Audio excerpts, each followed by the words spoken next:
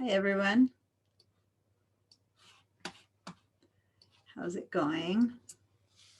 When you come in, give me some sign of life with a chat or with your voice or with your video, just so that you know that you're hearing me and that everything is fine. So as I let people in. Hi everyone. Hi Miss Diana. How are you? Good, and how are you? Doing well. Had a little long weekend and I feel so refreshed. Yeah, it's been refreshing. What I find refreshing is the fact that we're on the eve of, hopefully, I'm not going to get political here, but hopefully some more quiet times, we hope. Oh yeah, Uh, tomorrow is I the don't know how big. quiet they'll let us be, but we'll see. So Mhm. yeah, it's how we have, and for better or for worse, right? You might agree or disagree with what's happening, but it's hopefully going to be a little bit calmer. Hoping to. I know. So, given that there's so much going on and that we don't know how things are going to turn out, I think I was telling you all that I've been purposely delayed some of the assignments and the exams. We're pushing everything 1 week back, just to make sure that,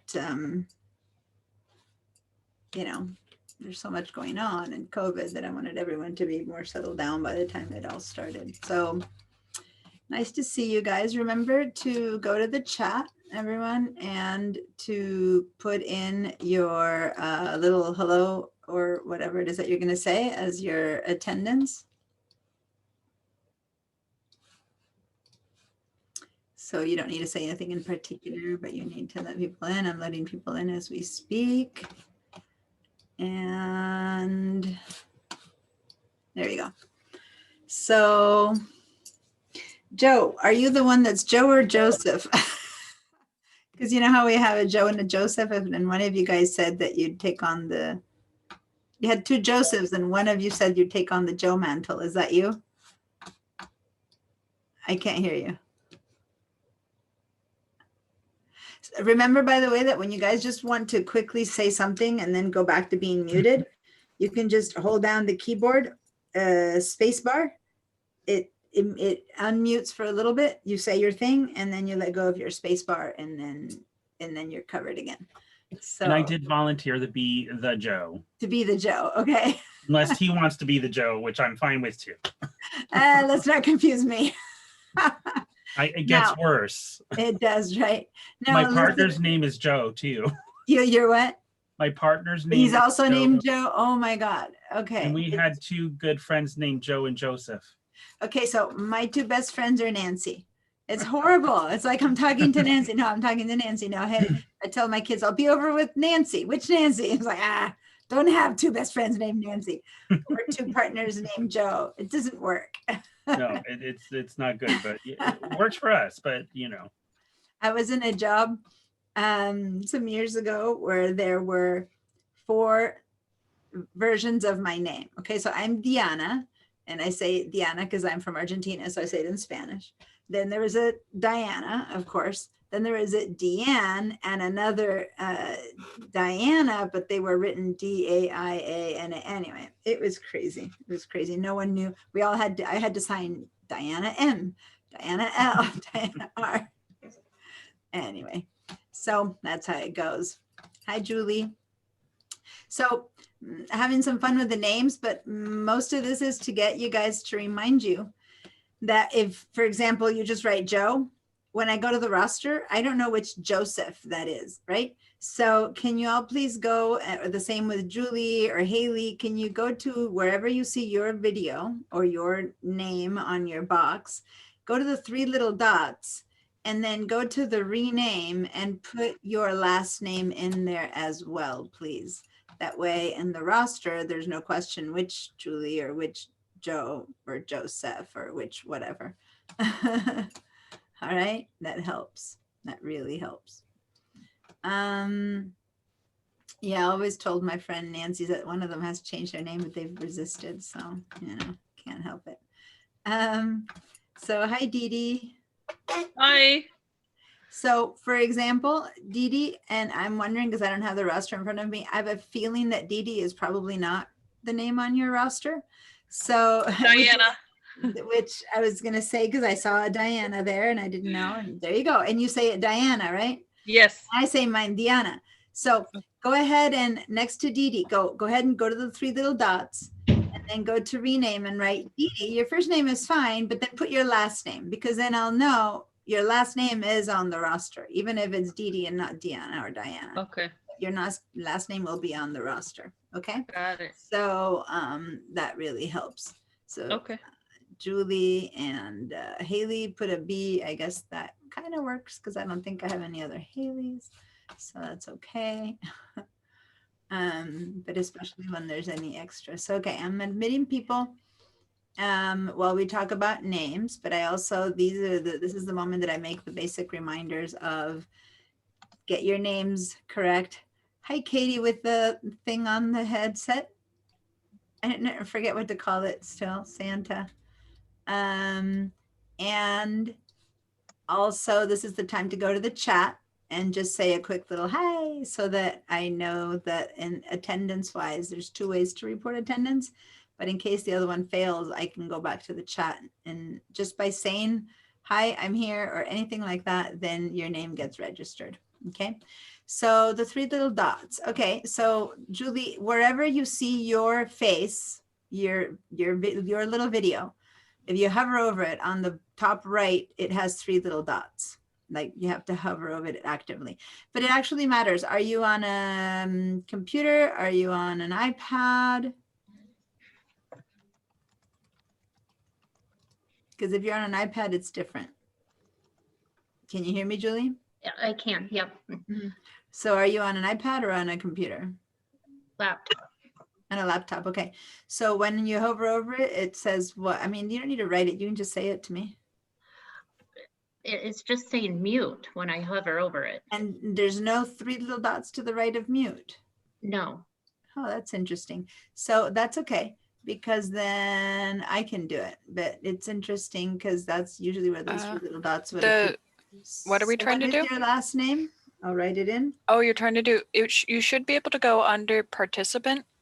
Yeah, Go but to- let me just put it in because I'm in there now. What's your last name, Julie? It's Fisher. Fischer.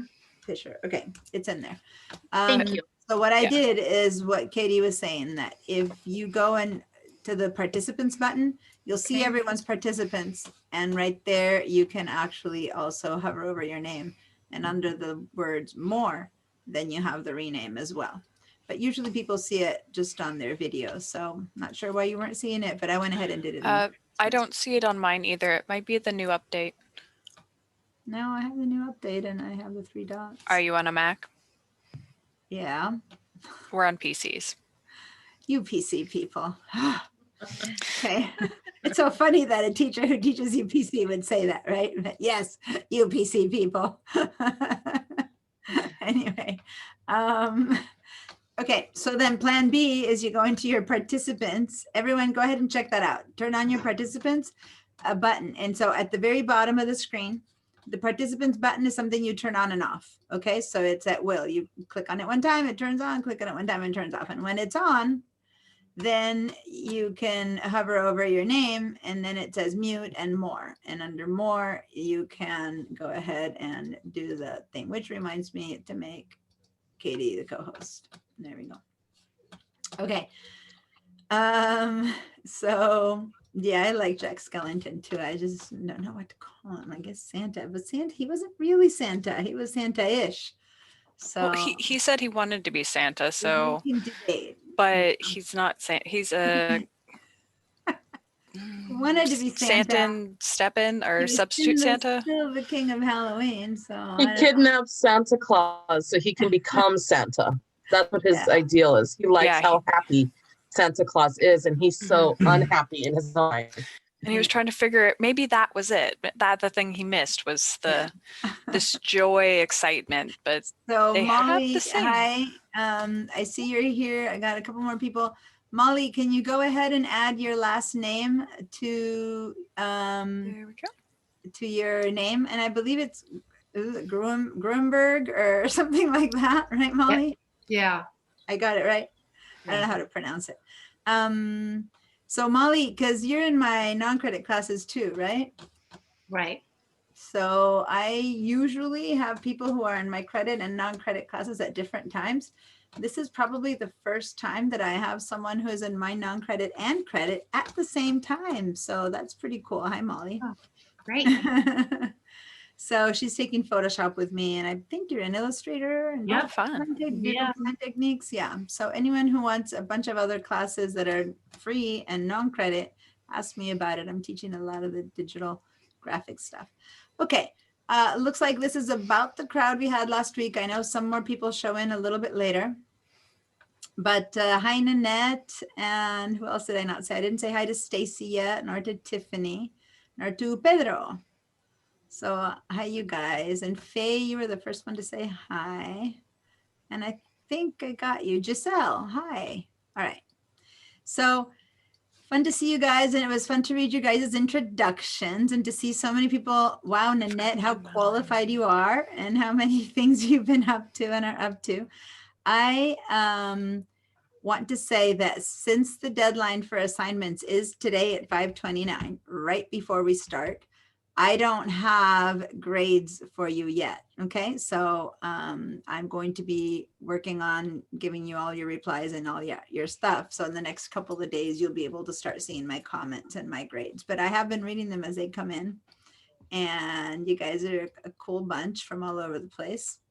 So we have one more assignment to complete that's due tonight, midnight. And that's, some of you might have worked on it already during the week, and some of you might not, which was to have your Cengage account connected. Okay, so we're going to work on that today. And those who already have it connected, in case you already have any issues with it, we'll find out. Let me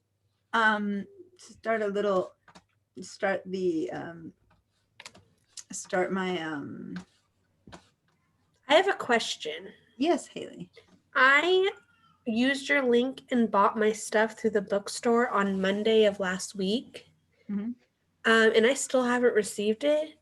Is there a way I can check? Like, can I call them or something to see if they got it sent? Because it should have been here a few days ago. Yeah, if you go online to the Santa Barbara bookstore, Okay. SBCC bookstore, textbook, they have phone numbers. In fact, maybe Katie, can you search for the number and put it in the chat so that Haley can have it? I've been trying to put up my account and do all the stuff, but I haven't. How many days is that? It's been 8, I think 7 or 8, and I did the 2 to 3 day shipping. Okay, that's I've heard last week on Tuesday, someone said that, I think Joe, I think you said that the bookstore said that they were late, but then someone had received their stuff in 2 days. So I think it's one of those like lottery ticket, whoever like processes your material. Usually you get stuff in 2 days. We did all get a text that they were behind, but that 8 days, that seems quite a bit. So definitely check at this point. That said, you can still get set up with Cengage and do today's assignment, even if you haven't received your materials. Okay, Joe, what's that?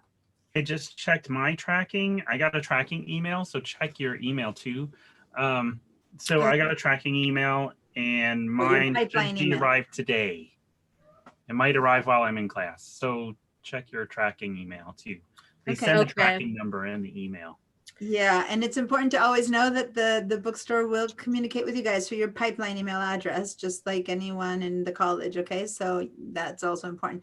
A few people were telling me I need access to the materials. Nanette's trying to say something. What's that, Nanette? Oh, can't hear you. Hold on. Your sound is on, but it's very low. Maybe you need to put up the volume. See, try again.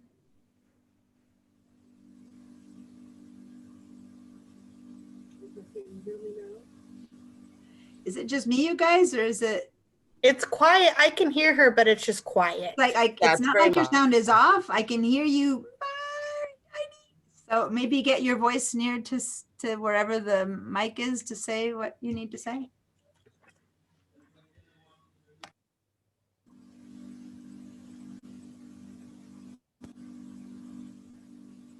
Maybe she could put it in the chat. Yeah, but it's nice to when you want to have a voice to be able to have a voice. Yeah. I didn't even get an email from them, so I'm going to have to call them. Yeah, because if you didn't even have an email, maybe there's something that didn't complete in It the didn't go transaction. through or something. Yeah. I'll And have did to get it. did you buy the textbook and did you buy the bundle? Yeah, and it charged my account, so I know that it Uh-huh. processed. Yeah, so you definitely have to check in with them at this point. Okay. I guess I'll call them tomorrow. Yeah. And I think Katie was looking for the number, so whenever she finds it, she can put it in there. So unless hi Raymond. Oh, he's not connected yet. Raymond connected, but he's not there yet. I mean, he's there. I had another question too. Sorry. Yes, Haley. Mhm. When we get to the point where we're doing assignments too, kind of, is it okay if we get on Zoom off our phone so that our computer is open to work if we have a phone that Yeah, doesn't? well, yes and no. Two parts to that, because that's a big part of what we're going to be doing today. We're going to be getting into VDI and all of that. And you'll find that if you're on your phone to see me and your computer to work, if you're trying to imitate what I'm doing, a phone is too small unless you have a really good screen. If I say click here, you'll see like a little ant shape clicking on something. So an iPad or a Chromebook or a laptop, if you have any screen, or a lot of you guys, if you have a TV that's relatively newish, you can connect your laptop to your TV and that becomes a second screen. So there's a variety of options of what you can do. I have always gone to a thrift store and bought a cheap monitor and connected my laptop to that so that I have a second monitor. And then you can have on one monitor what you're doing with me, and on the other one you have screen. If you have questions about that, like during lab time, you can ask me. I can try to help you a bit more. The phone is the only one. It's a great idea to have another piece of equipment, but the phone usually isn't good enough if I tell you, see where I'm clicking, and you're like, no, I can't see where I'm clicking because you're seeing it on this tiny little thing. That makes sense.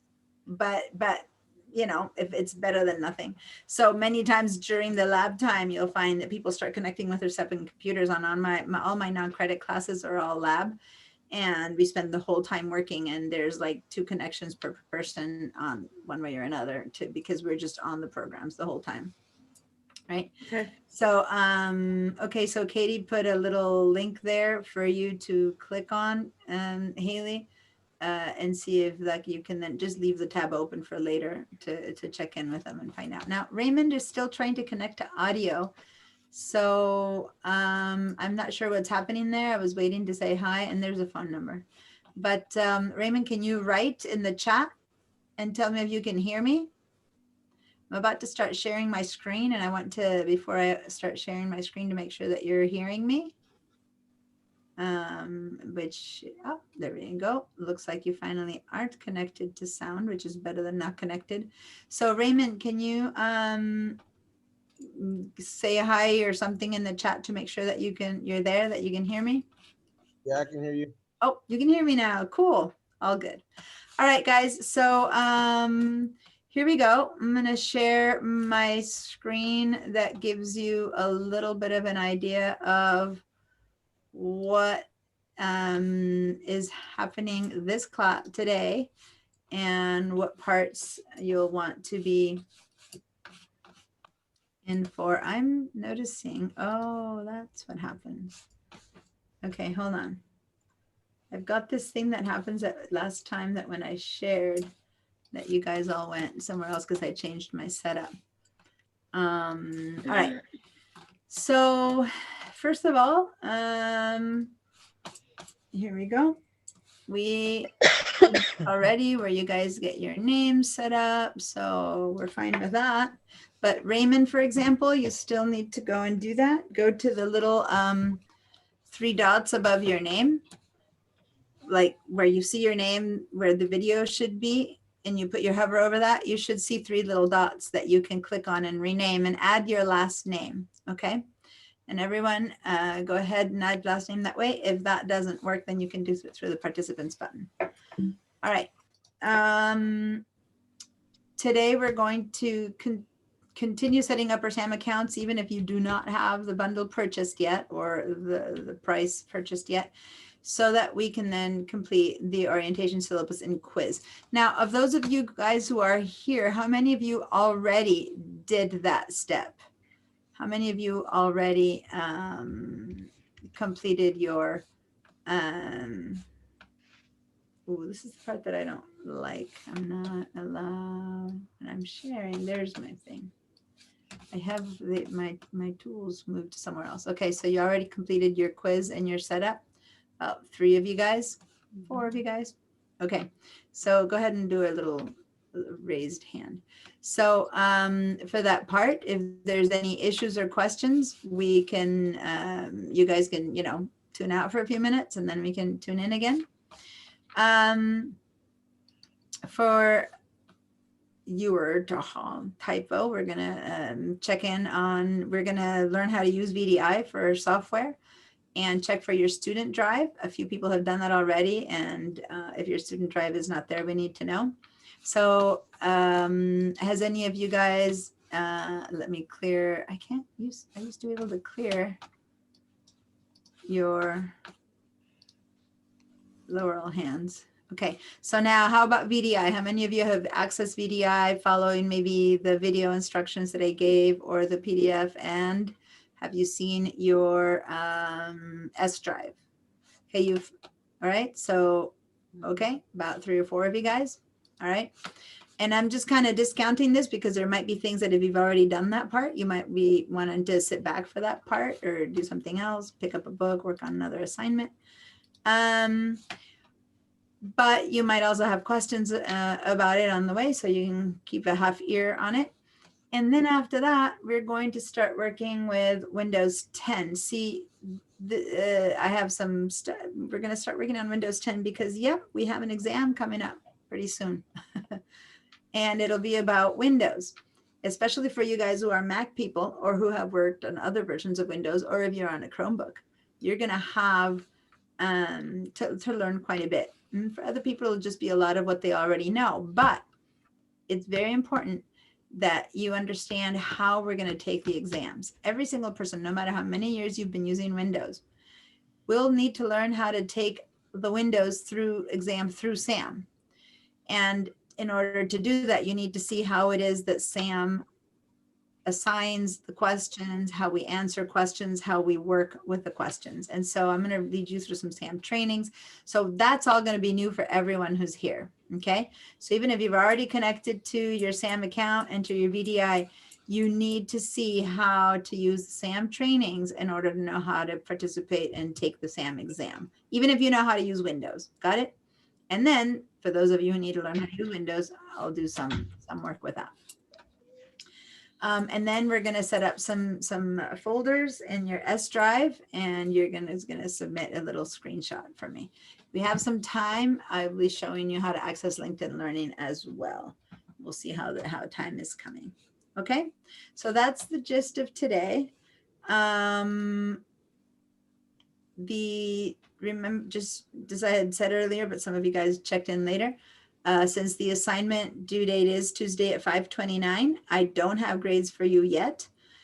So check for grades the next couple of days, especially comments I might have made and things you might need to fix or change. And if not, next week I can show you how to check on your comments. So basically you go to grades, and if you see a little box there, you'll see that there's a little comment. And I'm going to make, even if there's nothing good or bad to say, I'll make a comment like, yay, you did it, or just to get you to see where the comments go. Okay. Like where you need, and some of you might have comments like, hey, this is missing, this is not, but I don't only make comments when something's wrong. So everyone has to go check their grades for the orientation assignments. All right. Now, the only assignment that's due tonight is, before you go read that, the only assignment that's due tonight is the one that we're going to complete together that depends on signing into Cengage, and we're going to do that all together for if you haven't done it yet. Now, this is a warning, and I didn't want to start earlier today to not drive everyone crazy, but as of tonight and through the day tomorrow, through the inauguration, through all that fun time on one screen, on the other screen, I'm going to be having to do a whole bunch of work connecting our assignments to Cengage. I don't know if you remember, but last week we had an issue with it. The Cengage had connected to the wrong course.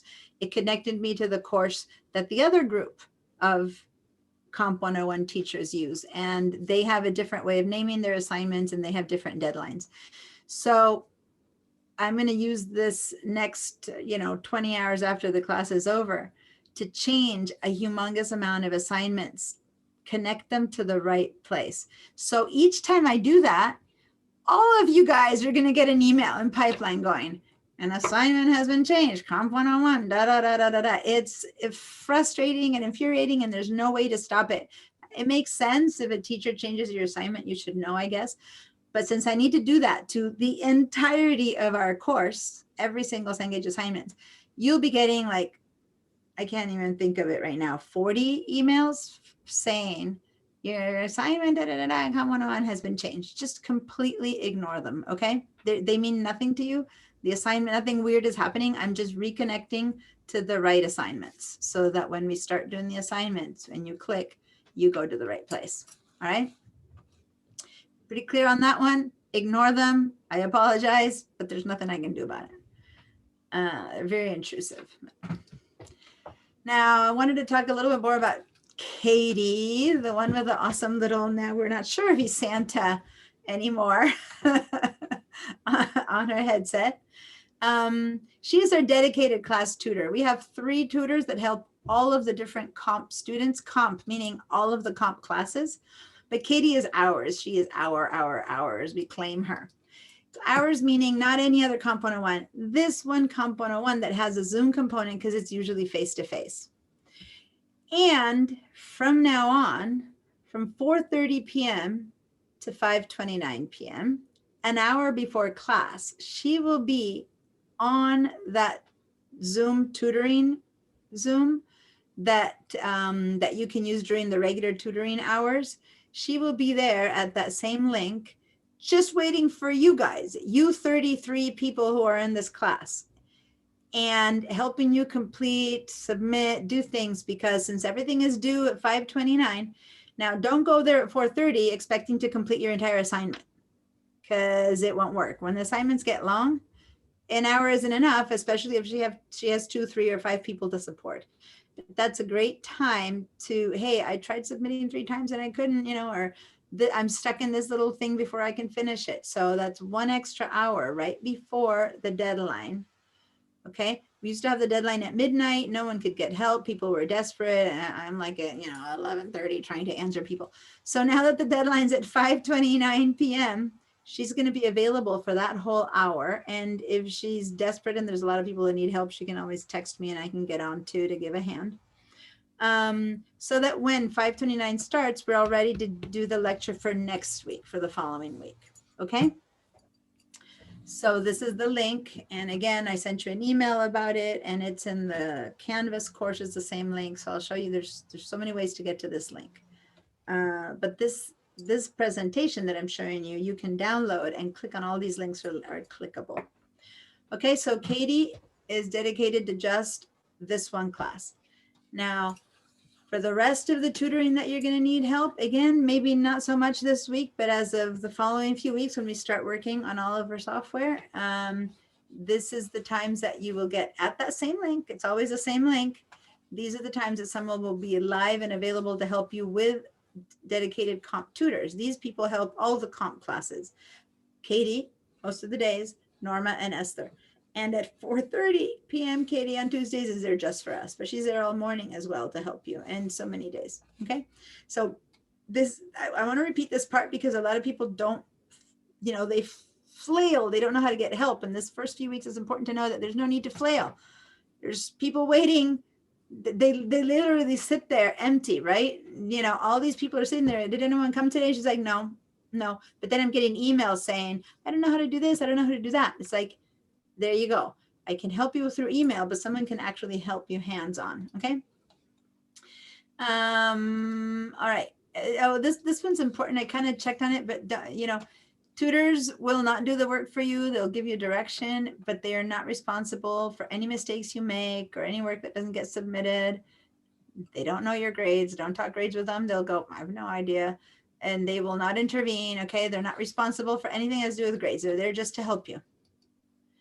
And then the whole rest of the week, that same link, basically all day, there's tech support on that link. So that link is an important link that you should all know. And here, I'll click on it here one more time. Actually, I'll put this link.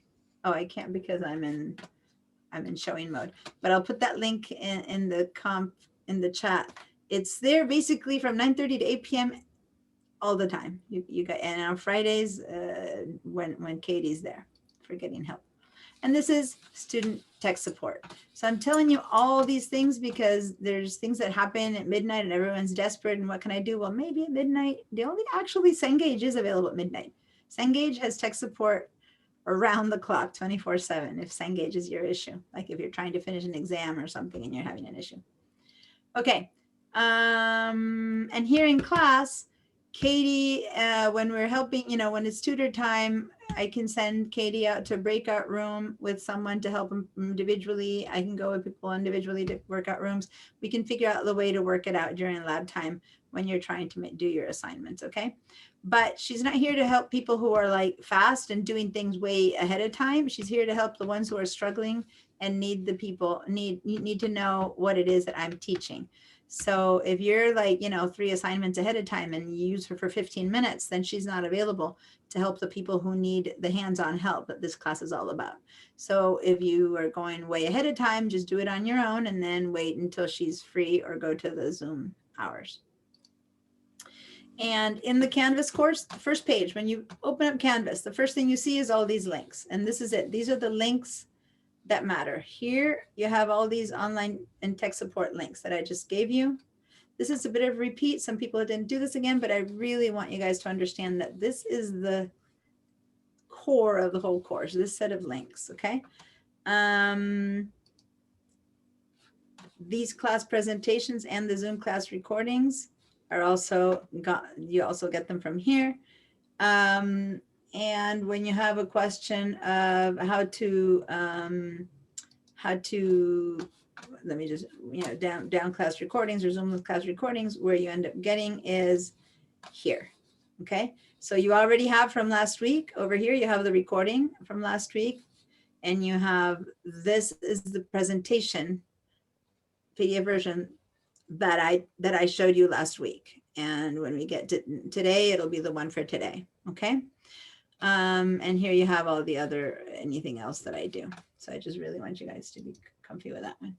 All right. And then when you have any other questions, you can ask personal questions in the Canvas or assignments in the help ask questions here. And I had about 8 or 9 questions this week. So that's good. Keep it coming. I already gave extra points. Extra credit points to someone who took a nice long time to give a good answer. Okay. So yeah, go ahead and do that. Then that's how you get to the help ask questions here. And then the most important one that I don't have, so I've gone through what all these links are, is this one, the register your SAM access code. That's the one that we're going to use now.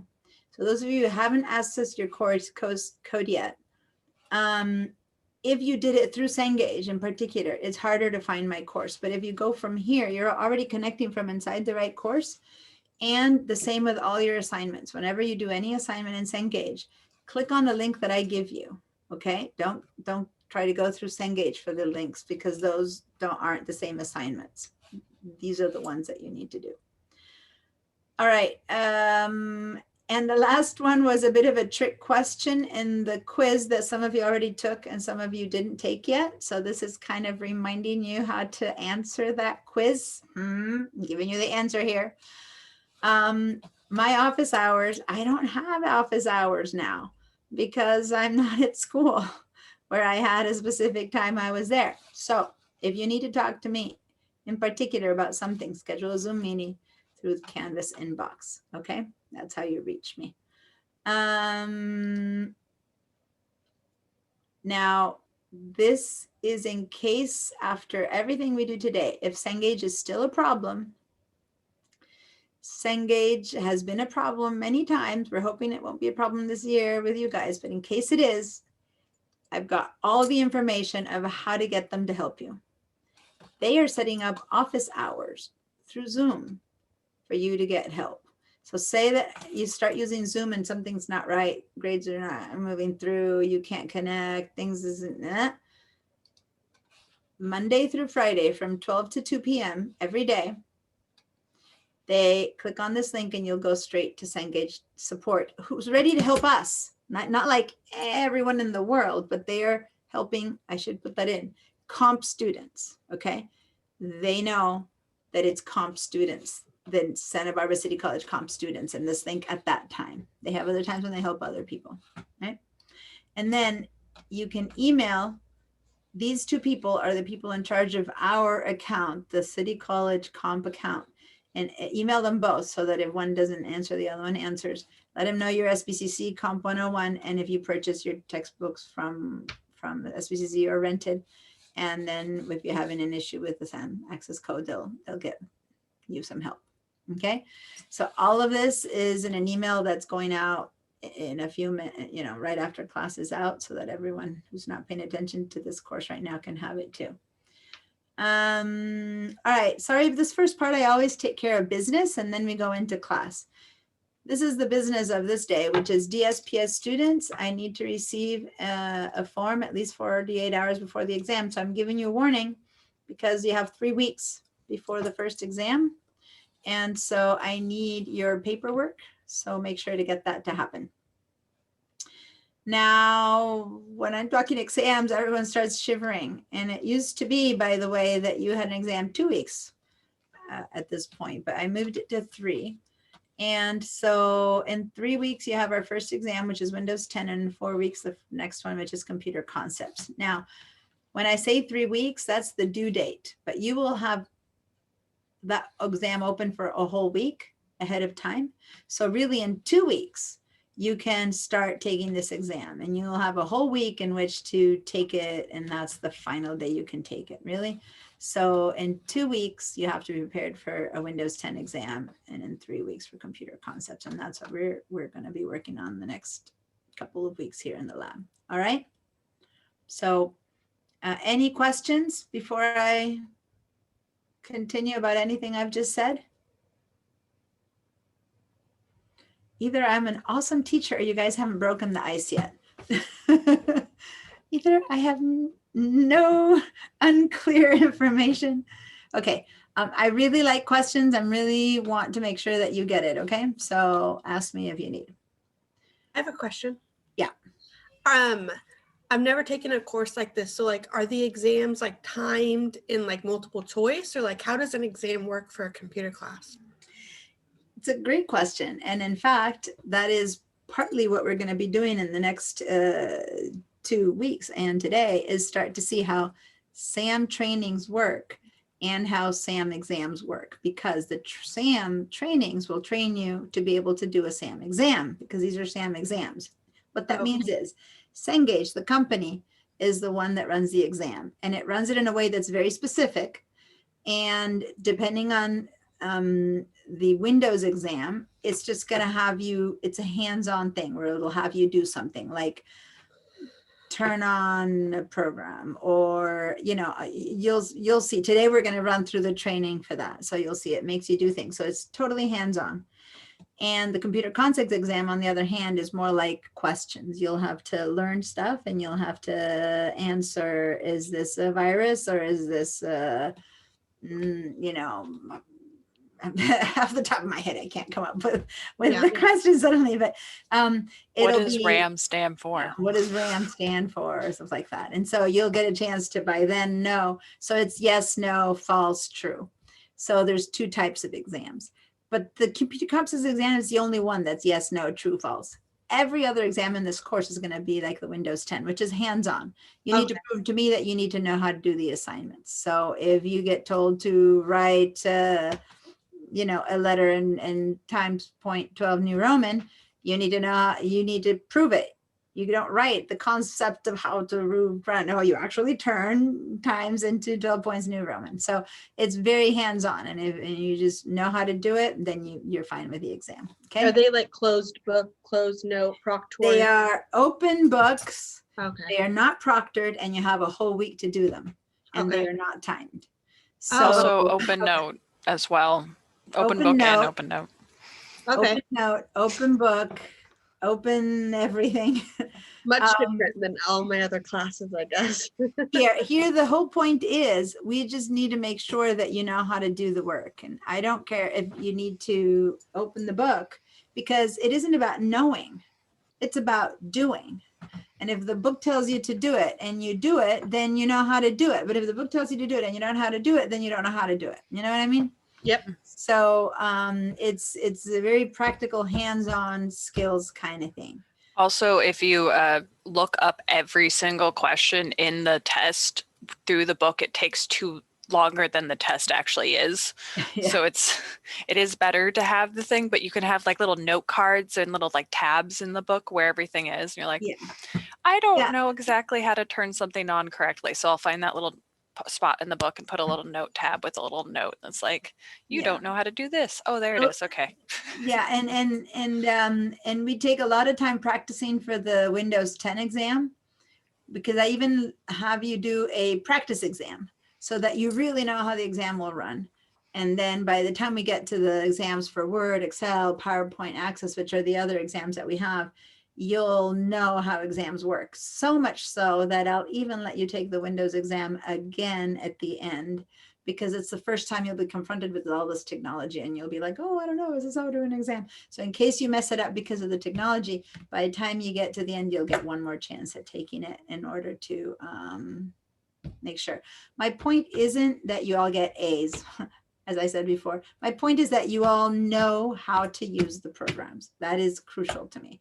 I don't want you to walk out of this and feeling like, yeah, sure, I wasted my time doing a whole bunch of work, because it is a whole bunch of work, by the way. I want you to feel that work led you to feeling confident that you know how to use these programs. Okay.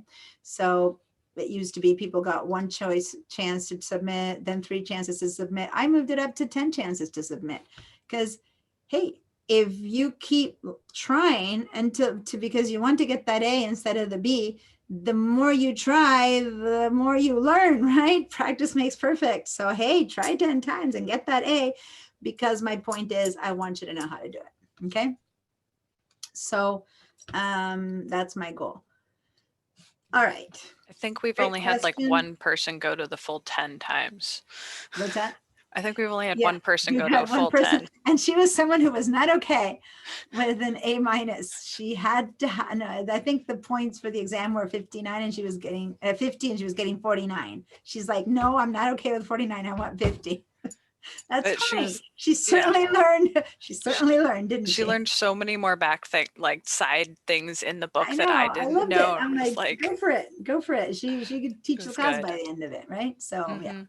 Yeah, Okay. she didn't know computers at all, so that's why she was more into reading the book, but she got like so into it that she was like correcting us sometimes. I'm like, oh, she's got this. I know, the way I see So- it all works. I'm convinced that it works. So Mhm. okay, so guys, what we're gonna do next is we're gonna open up we're gonna go into to Canvas, Pipeline Canvas, and we're gonna click on the register your account here, and we're gonna follow those steps. So those of you who've completely done that and need no help with that, about 4 of you raised your hands, then stay nearby. So when I call you, because once that is set up, I will have us go through the first SAM training and all of that. And that way you will need to, I need to teach you that stuff. Okay. That is something you've never seen. Okay. Let me look really quickly over here. And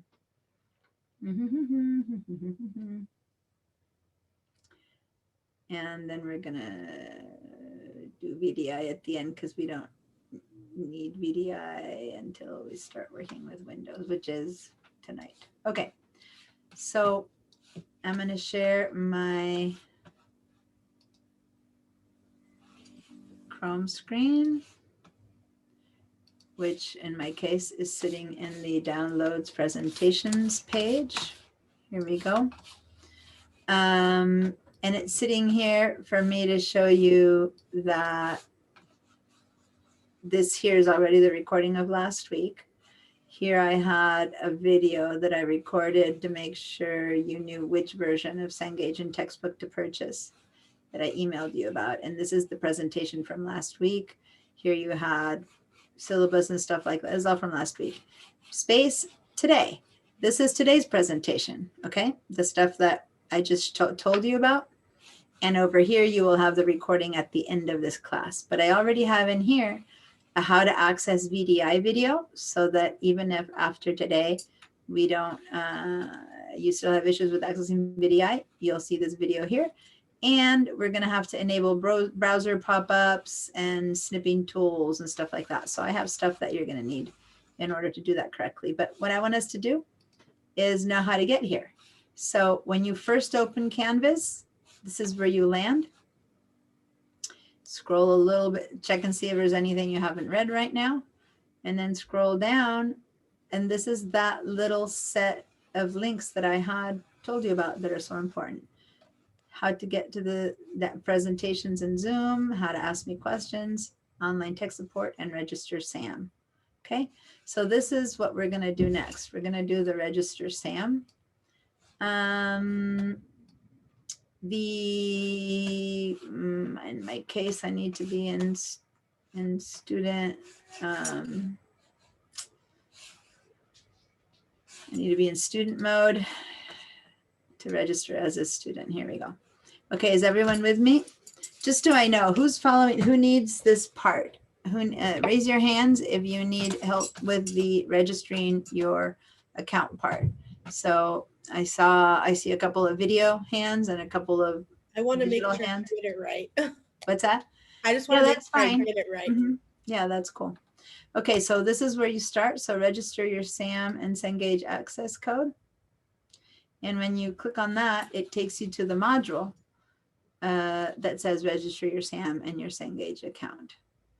Now, this is an example of I'm showing you something, but you need to be doing it on your own. So you have to have me kind of scooched to half the screen, and you have to have your stuff scooched to the other half of the screen. Does that make sense?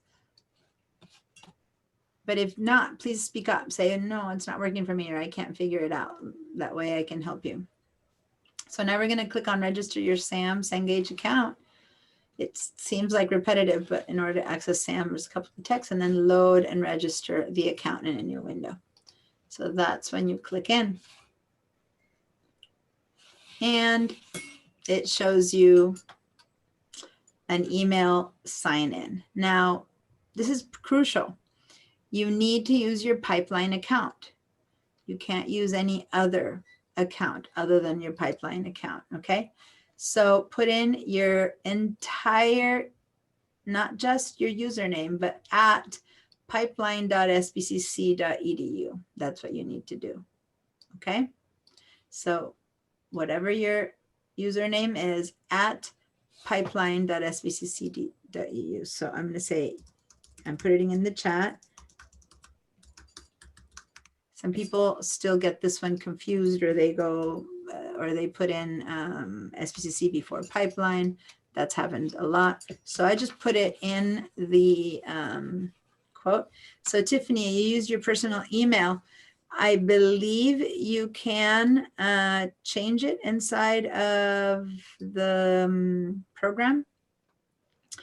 I think that they had actually, in the past, if you didn't have the Pipeline email address, because in the roster you appear as different than in our roster. But as long as you have your first and last name, it might not matter anymore. In the past, it really did matter. Go ahead and go into account when you get inside and see if you can change your email. And if Actually, not, it looks like it already has it. I didn't put my Pipeline email, but it has it as my form of communication email. Okay, has probably my user. because you probably chose the right course. See, that's what they're doing. They're doing it better since you choose the course, and in the course you do show up as my student. They said that Mhm. they were fixing it, so it's good to know from you that they are. There you go. In the Yeah, past, it was a okay. big Thank deal. Yeah. Mhm. Okay. So this is if you, I forgot to say, this is if you're signing in. I'm so sorry. This is if you're signing in. My brain is going, if you don't have an account with Cengage from forever, then you need to go over here to new user, create an account. I apologize. Create account. I'm assuming for many of you guys, it'll be a new account. So you guys are students. And then that's where you write your email.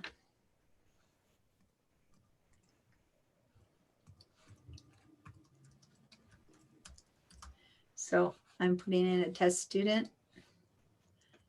And next, it's going to tell me that it's going to be a problem later. Later, it'll tell me that doesn't exist, but for now, just to follow, it'll work. Oh, good. I already used test student, already has an account. I've used this too many times. Okay, I'm going to go back, and instead of test student, I'm going to write testing me, because I use this every time. Testing me. There we go. So now that it doesn't know me, now you get to put all your information. Testing and me. This is first and last name, birth year. I was born in 2001. Yay. Oh, in the year 2000. I'm time zone.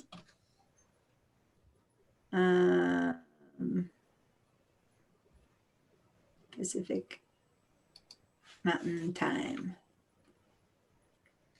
And I agree to the terms of use and policy. I don't know if they make you say yes to that or not. By the way, and I'm screen capturing this because every time I have the instructions on how to do this, every time it changes.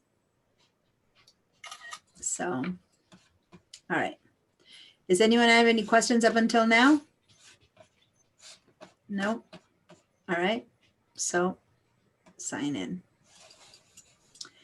This is where I'm going to run into trouble because they sent an email to testing me at Pipeline and it doesn't exist. But you guys hopefully put in the real one. Okay. And then you can sign in. Now, can you go to your Pipeline email now and check to the return to the login and see if you can then click in?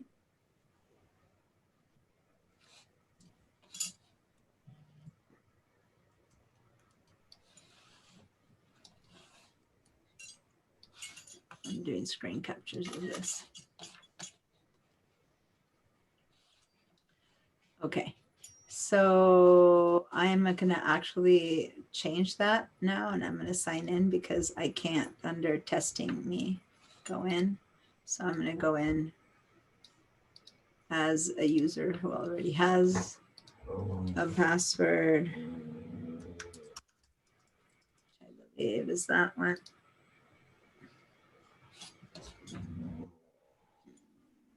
Oh.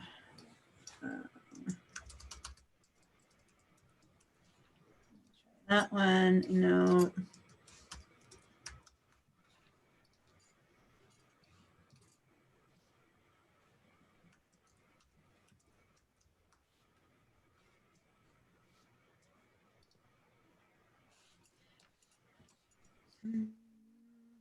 Which one were we using for him?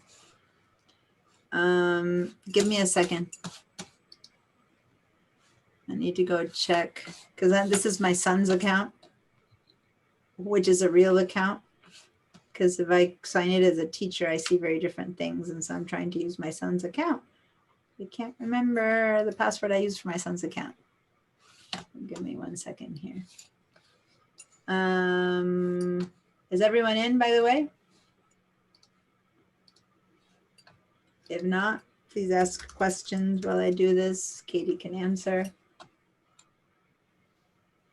I'm just still waiting on an email.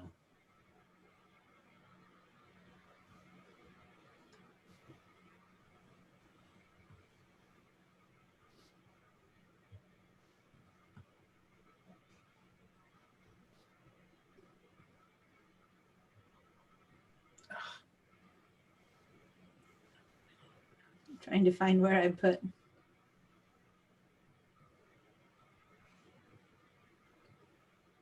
What's my son's Cengage password that I might have used for him?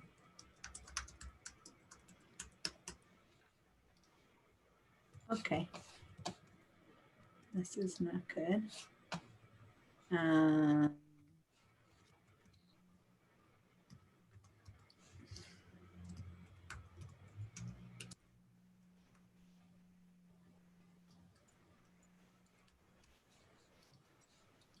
Okay, so I'm just gonna go ahead and go in as myself.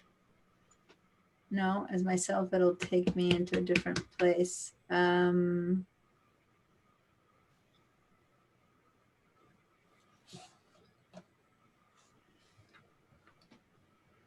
gonna have to send myself a forgot password email.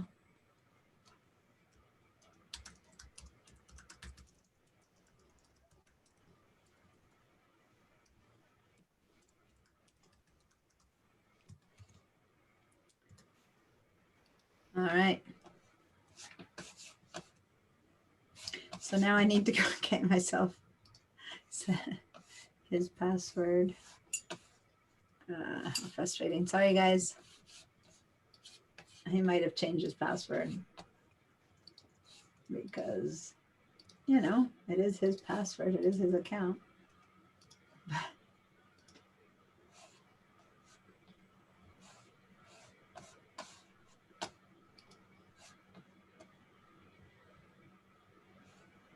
Cengage password reset. Reset your password. You didn't get that yet? No, because you guys are not getting.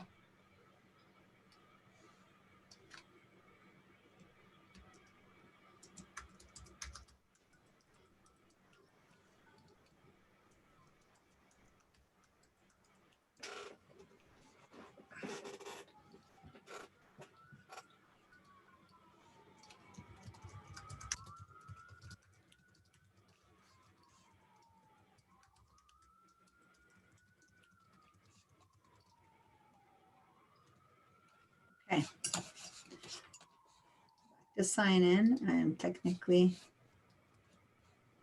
set up.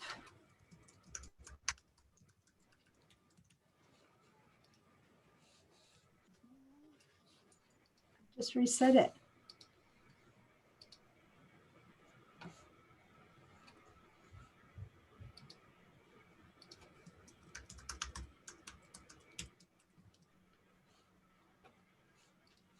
Okay.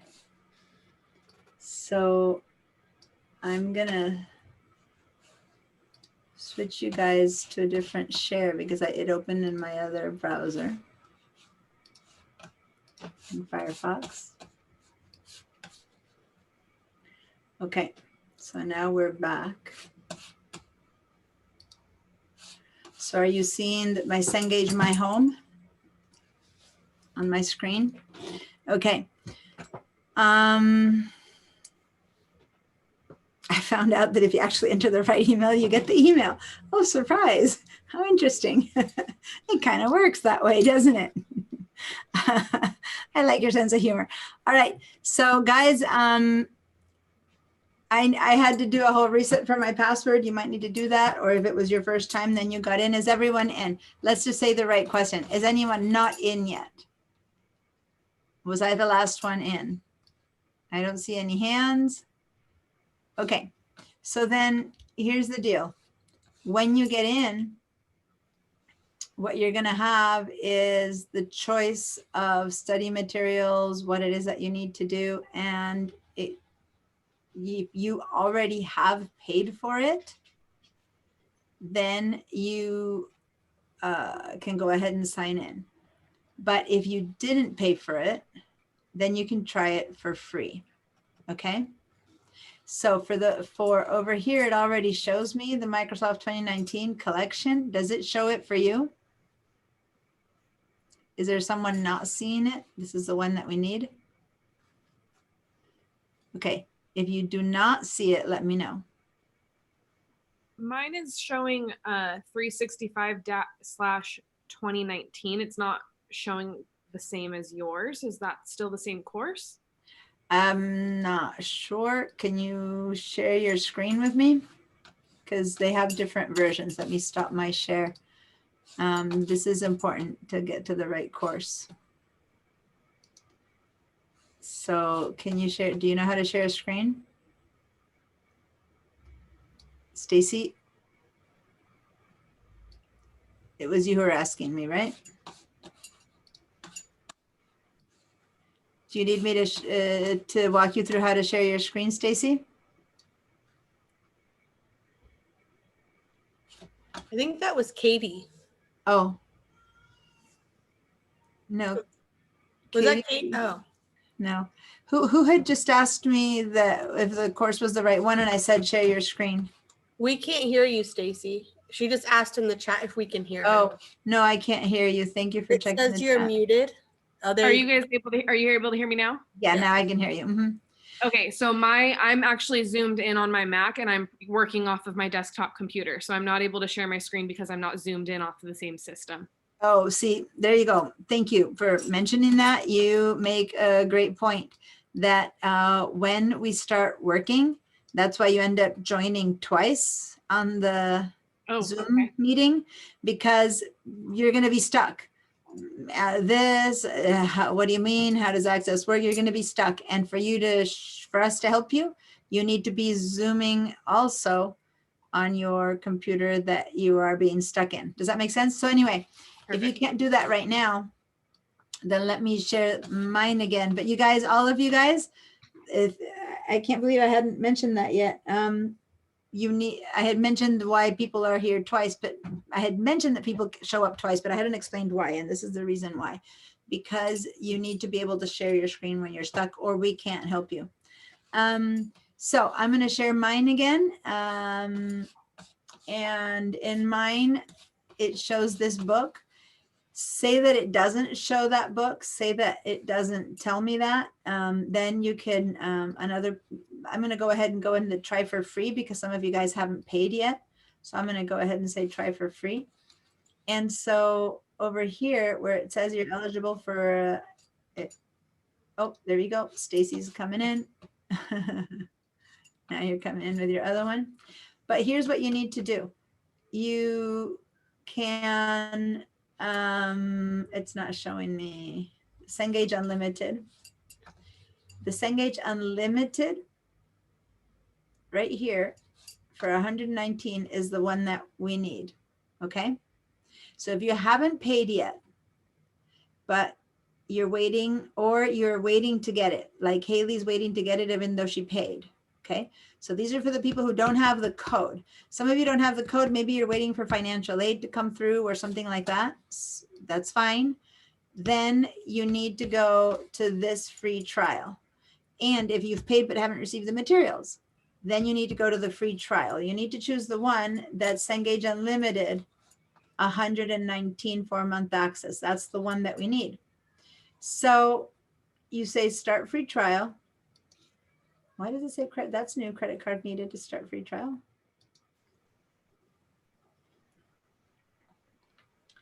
Mine doesn't say that, but my home screen looks different than yours, so I'm super confused. Yeah, and it's interesting because it never used to make you put in your card yet. I didn't have to put in mine, and I'm still using the. Yeah. Mine has 3 options though. I don't know. I'm going to go back to where I was. That's interesting that I've never had to, because the idea is that you could be buying it. I already put it in my card also because I'm waiting for my bundle from the. Yeah, you're eligible for free. So basically, if you do see this bundle, this address, this book, you click on that, and that's the right one, and then you can get in. But that's the first time they've asked me, and so here you are. You're in. This is the course, so to say. But I don't know if this is because he was in the course last week. Okay. I noticed I had the same problem where I had that you had to enter in a credit card, pick this thing. So I ended up logging out and then I logged back in. And when back in, it took me to, I had the same screen as you. To this one. All right. Yeah. So, and now I was able to click on the book and it took me to a calendar type situation. Yeah. So that's where you should be. So up here, what is going to happen, it'll keep asking you every time to enter your access code and course key, which is what you'll get once you receive the stuff in the mail or, you know, once you pay for it. So that when you click in there and you enter your code, it's this long number, the one that you need to scrape out. Then after that, it won't ask you that anymore. But yeah, that's interesting. They've changed that they now ask you for a credit card, which they shouldn't. Let me just say that this is where you're gonna get the hard copy of either under rental options or under this. You can get the free rental, okay? So those of you who only bought the Cengage Unlimited need to click on this and then you can review the purchase options and it gives you the option, and since I, you know, to purchase the right one. But the thing is that let me go back to my home. Up here under my home study tools, if I click on it, it's letting me in. And for the first, this is the set of books that we're going to have. And even when you get your books, this part that's Windows 2019, the one that I'm saying is the first start that we need to study, this doesn't come in the textbook. So in the textbook, it starts with Word. Okay. So by the time you get the textbook, it starts with Word because no one has the textbook at the beginning. So the first portion, Windows, you have the ebook that you can read from. So if you click on this, then it's basically an ebook and it shows you information. And you click on that and it shows you that it's basically an ebook version. Okay. But to do that, you need to be at the, let me go back to my home. You have to, whoop, hold on. Somebody's freaking out. Nope, I have to go to my home and you have to be able to see this book there.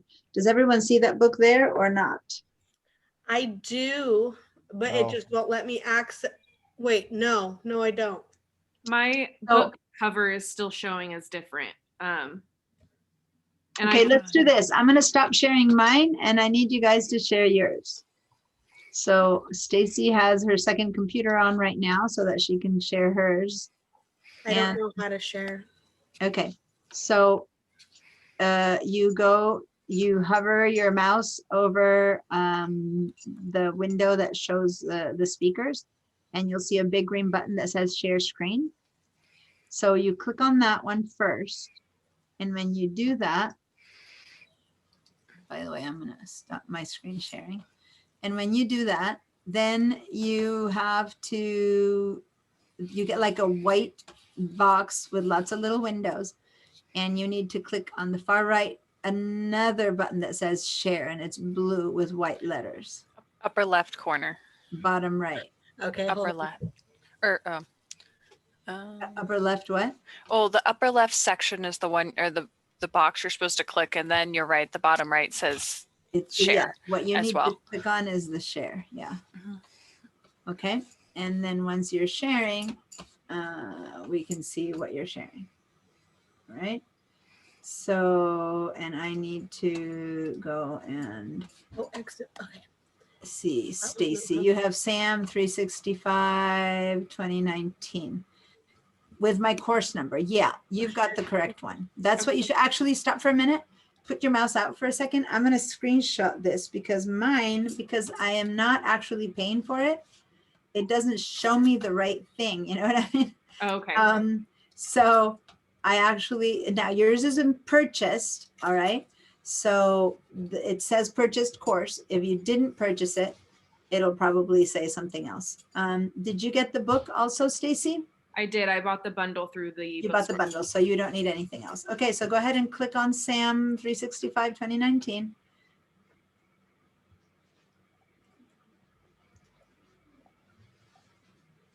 And here you go, you're in this activity calendar.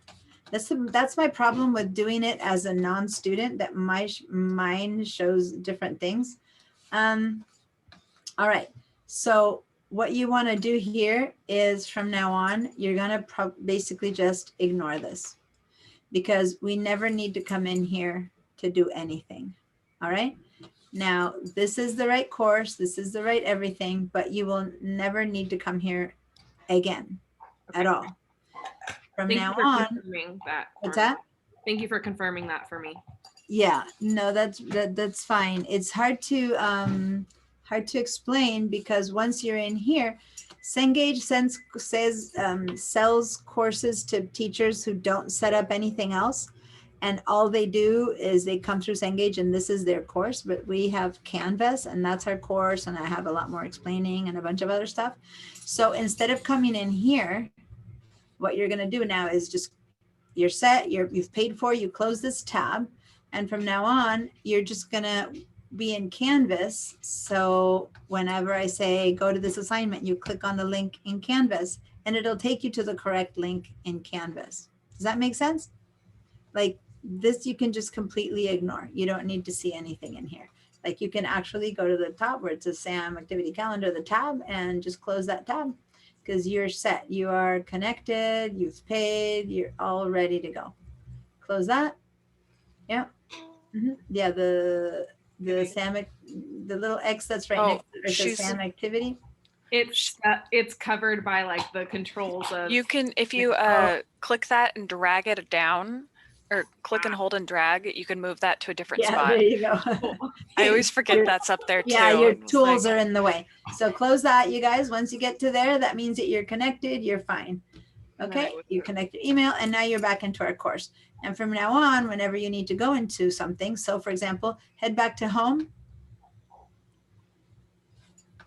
and scroll down to this, to where you get the assignments, the syllabus, and orientation exercise 3. You might have done it already or not. Did you yet?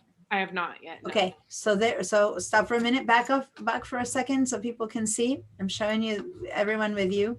So orientation exercise 3 is something that happens only if you have your Cengage account set up like hers.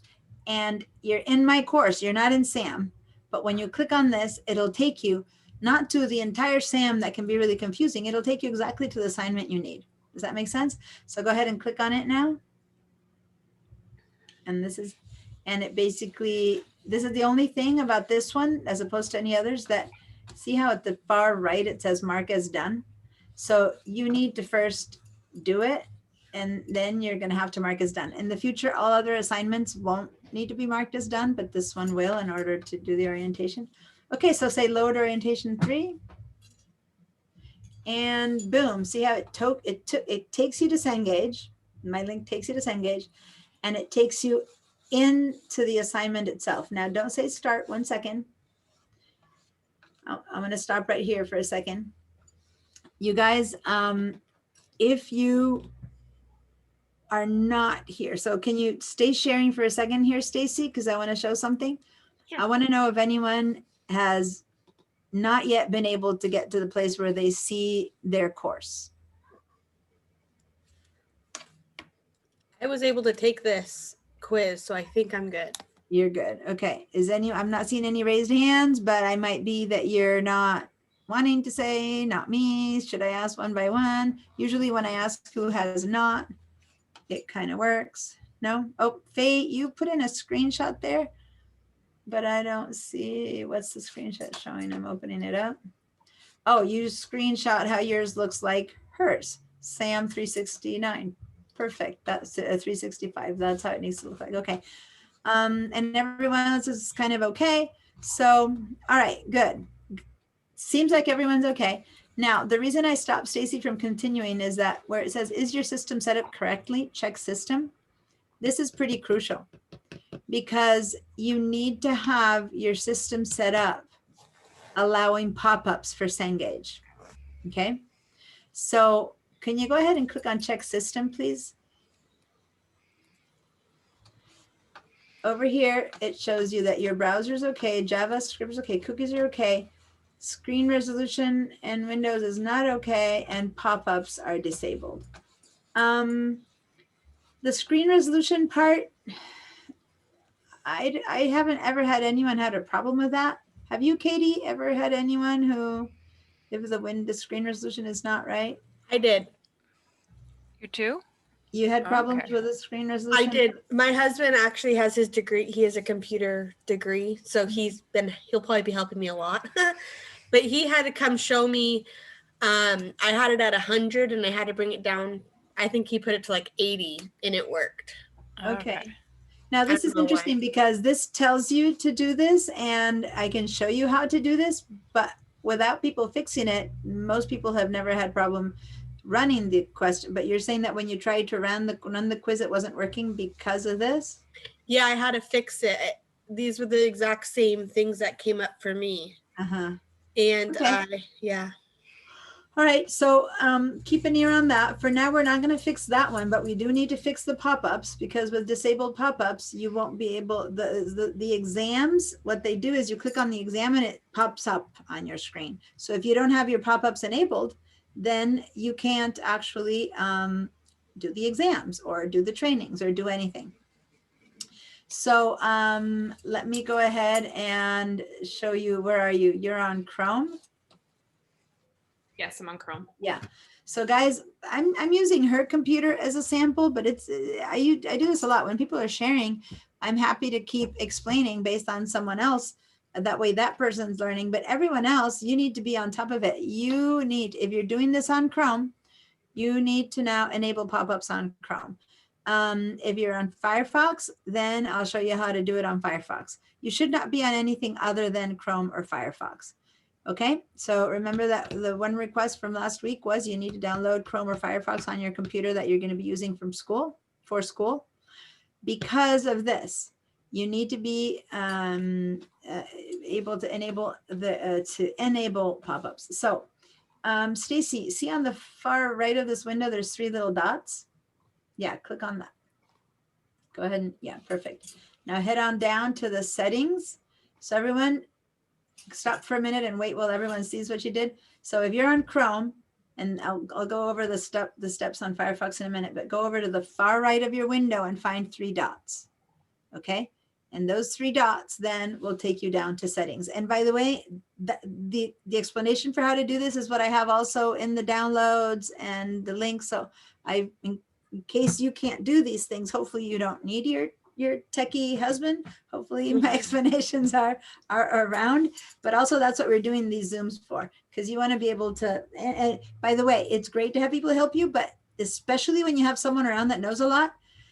Like, I know how to drill a hole, but my husband's always around. So I ask him to drill a hole. Until I don't drill it myself, I won't remember how to do it when I used to do it when I was single. So my point is, while you're in this course, try to do it yourself, because then you'll feel capable. You'll feel like you can do, like, give it a try. And if you really can't, then you ask for help on Zoom or whatever, or worst case, your husband. But try to be self-sufficient, because we're trying to get you to be good at your own stuff here. Okay, so click on settings now. Thank you, Stacy, for waiting.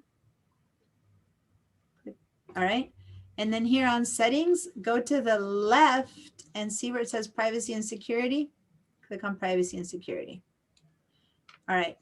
And then on the top one, two, three, fourth, the fourth one that says size settings, location, camera, pop-ups, and more. There we go. Okay. And now scroll down to pop-ups. Keep going. There it is. Pop-ups, blocks, and redirects. Back up. You're going way too fast. Yeah, it's Sorry. okay. You're not a teacher. Yeah, back up a little bit. You're fine. I'm just trying to show people. So when you got into privacy and security settings, you had to click on something and then scroll all the way to the bottom. And at the very bottom, you'll see pop-ups and redirects, okay? All right, click on that one now. And then from here, you need to say allow. And here you can write send, actually say cancel for a second. You just, there's a little Yeah. Yeah, go ahead and, no, because toggle. that one blocks it. Actually, Well, no, that'll, wait. No, it's currently it- blocked. yeah, it's changed. So- Hold on, I have the name. I think it's Cengage.com. Go ahead and add Cengage.com, but they had another one. Go ahead and say add Cengage.com and let's see if that's enough. Go back on all of your tabs up there. See how the one that says system check, one to the right? Yeah, click on that one and then refresh that page. Do you know how to refresh a page? To the left of that? Yeah, and let's see if it considers it. No, it still considers it. I honestly, Because it's sam.cengage.com. It's yeah, I think it's sam.cengage.com. So go back to settings on the far right, yeah, and go ahead and add sam.cengage.com and say add. Otherwise, you can open up pop-ups for everything, but if you open up pop-ups for everything, then if you don't want pop-ups, that's another problem. So this is more specific. Yeah, go ahead and click on that and then refresh. Yeah. Okay. So now pop-ups are enabled for sam.cengage.com. All right. So now that you're done with that, you can head back to the first tab and launch the assignment. And I'm going to go ahead and let you launch the assignment in front of everyone. You have, you have like five chances. Go ahead and say, go for it, say submit. Or did it? Oh, we said launch. Well, she might not have, do you just have the internet window shared, not the whole computer shared? Oh, are you seeing the Did it window? come up? Yeah. Okay. Yeah, it doesn't show us Did the your exam pop-up. pop up? It did. Yeah. It's Yeah, so she has the exam popping up. Precisely, that's why she needed to open up the pop-ups and the window isn't shared. So go ahead and go through your quiz. I'm going to help other people make sure that everyone gets here. I'm going to stop your sharing. And then when you're done with your questions, you can submit. But perfect. Thank you so much for letting us share your example. Yeah. Thank you for your help. Oh, you're welcome. So now I need everyone to get to the place where they can check their system. And in case you have not yet done that whole Cengage thing, let me show you. I'm going to share my screen now because I know some people are at this point are feeling a little bit overwhelmed and left behind. If you haven't successfully entered Cengage or SAM, which if at this point I'm going to start having it, people go on breakouts and help with breakout rooms with Katie to get help if anyone's at that point. But I want to show you how you can check on your pop-ups in my own course. So if you're in Canvas, okay, I have a whole series of resources for you under modules. So go to modules from wherever part of the course you're in. And if you scroll down, here's where you get all your different tech support and help and all that kind of stuff.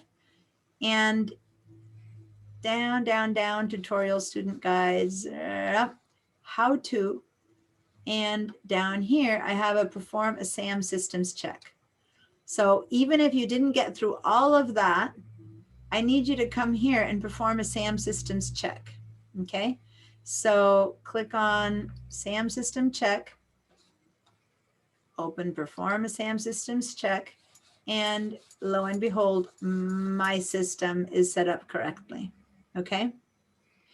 But if you are in Firefox, I'm showing you this in Firefox right now. So I can show you how to do it if you're in Firefox. Does anyone need a hand? First of all, I need to make sure that you all get to this page. So how do you get here? It's modules. And in modules, let me make sure that I'm in create your Cengage account. That's where you're going to go to register it. Help. ask questions here, computer technical support, Cengage support, lots of different great stuff on how to get help. And then lots of resources. Again, how to download the presentations, how to get tutorials for how to use Canvas. Read the textbook online until you receive your printed copy, okay? All this different good stuff. Which version of Office am I running? Which version of Windows am I running? There's just so much good stuff here. But the one that matters right now is Performer SAM Systems Check. And then if you're not doing this in person and we can't help you, then here I have how to enable pop-ups in Chrome or Firefox. And when you click on that, you'll discover that I've linked you to a whole how to do it if it's Chrome, how to do it if it's Firefox, and in case you're in something else, how to do it in all these others. But remember that these are the only two we want you to use, okay?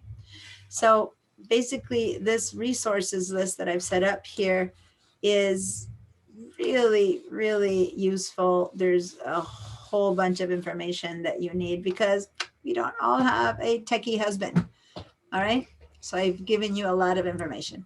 And then that's when you started with the week 1, and you guys by now should be way kind of down here in the orientation exercise and syllable. All right. Okay. So before I move on, because a lot of people had done this part, I want to make sure that that everyone who had done this part has been taken care, hadn't done this part has been taken care of. Then I want to move on to showing you a SAM training and VDI. So one by one, I need every single person who's here in class right now to give me a thumbs up if you have it set, like you're fine. You got your, let me see, you got your Cengage set up, you got your orientation done, and your systems check pop-ups enabled. So am I not seeing these things disappear too quickly? But I didn't see Will, nor Molly, nor Giselle, nor Ray. I can get my pop-ups on enable. Okay, so Molly, you need some help with pop-ups. How about Will, Yeah. Giselle, and Ray? I can't see the thumbs up to use. Okay, but are you set then? Are you Yes, I'm set. verbally thumbing up? Yes. Okay, and that means that Will and Giselle haven't answered. Molly, I know that you need it. Pedro and Tiffany, can you everyone give a thumbs up again if you see it so that I can see Pedro had it, Tiffany, Faye. So Tiffany and Will and Giselle. Okay, good. There's Tiffany. So Will and Giselle are the two that are missing. Will said good, or he has a Will thumbs said up good. in the text. He wrote good. Okay, so then just Giselle and Yeah, I'm good. Giselle's good. Okay, so then Molly, how about you I meant this is a requirement. add Molly and share your screen, and we'll help you get that going, and then we're all going to be in the same spot. What browser are you using? Chrome. Okay, Chrome. All right. Want to share your screen? Yeah. Everyone's going to end up sharing their screen, guys. So at some point it'll have to happen. Okay, so this is the instructions on how to share it and how to do it. But more than the instructions, okay, go to your systems check tab there. Did it say that you needed to enable still? No, no, no. Leave this. This is instructions, but I'm here to, yeah, okay, check your system.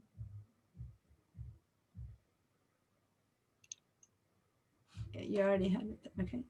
Oops. Yeah, you're go ahead and close this tab. You don't need to do all this again. Close that tab.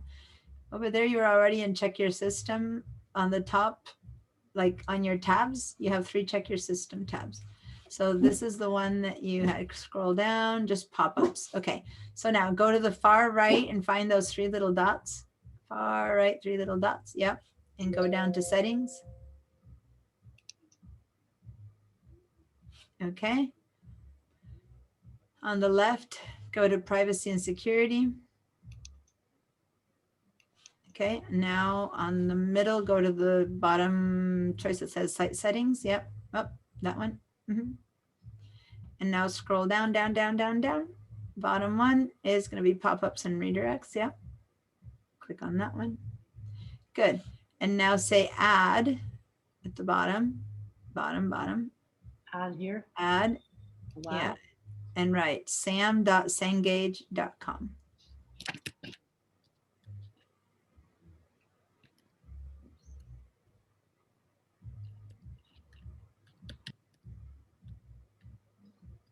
Perfect, add. Yay. And now go back up to the tab that says check your system. Up to your tab up on the very top of your browser, like right above where your hand is right now. Yep, click on that one. Nope, then the next one.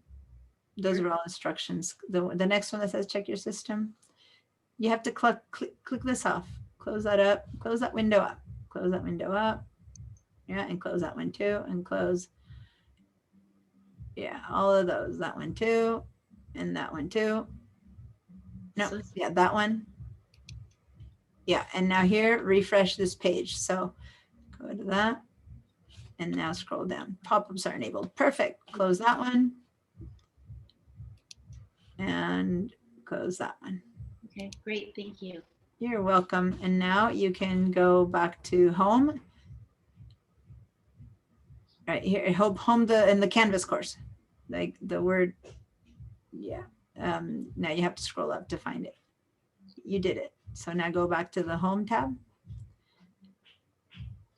Cool. And now scroll down to the assignment that you need to do. Okay, thank you. Which is the third assignment. Scroll down, orientation 3. Yeah, there you go. Click on orientation 3. Okay, thank you. You're welcome. And then when you click on the, scroll down to load orientation 3 exercise. And once you open up, if you tell me you see the exam, then I'll stop your sharing. Great. Thank Okay, now say start. And we've already checked your system. Say start. And yes, you see the exam. So cool. I'll stop your sharing. Cool. Someone's dog is coming. excited. Sorry, I'll turn off my. The dog's like, yay, yay, you found it. It's there. Thank you, guys. It's going to get noisy. My husband just arrived on top of that with, the big old shopping. He's doing the shopping and the dog's excited. Food's arriving. The good stuff. Okay, so guys, everyone is set up with Cengage. Everyone should have done the exercise orientation 3. If you are not there, please don't feel lost at this point or at any point. Run, write in the chat or something, and I can now have you separate with Katie while I keep going till you get here. Or when we're done and everyone signs out, you can stay on and go, well, I'm not done, and we can still help you. Okay? Pretty clear that we're here to help you? All right. Okay. So now that everyone is on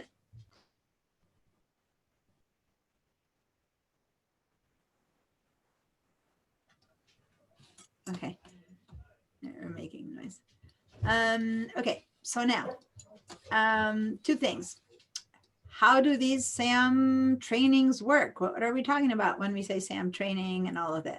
Okay, so let's go ahead and head over to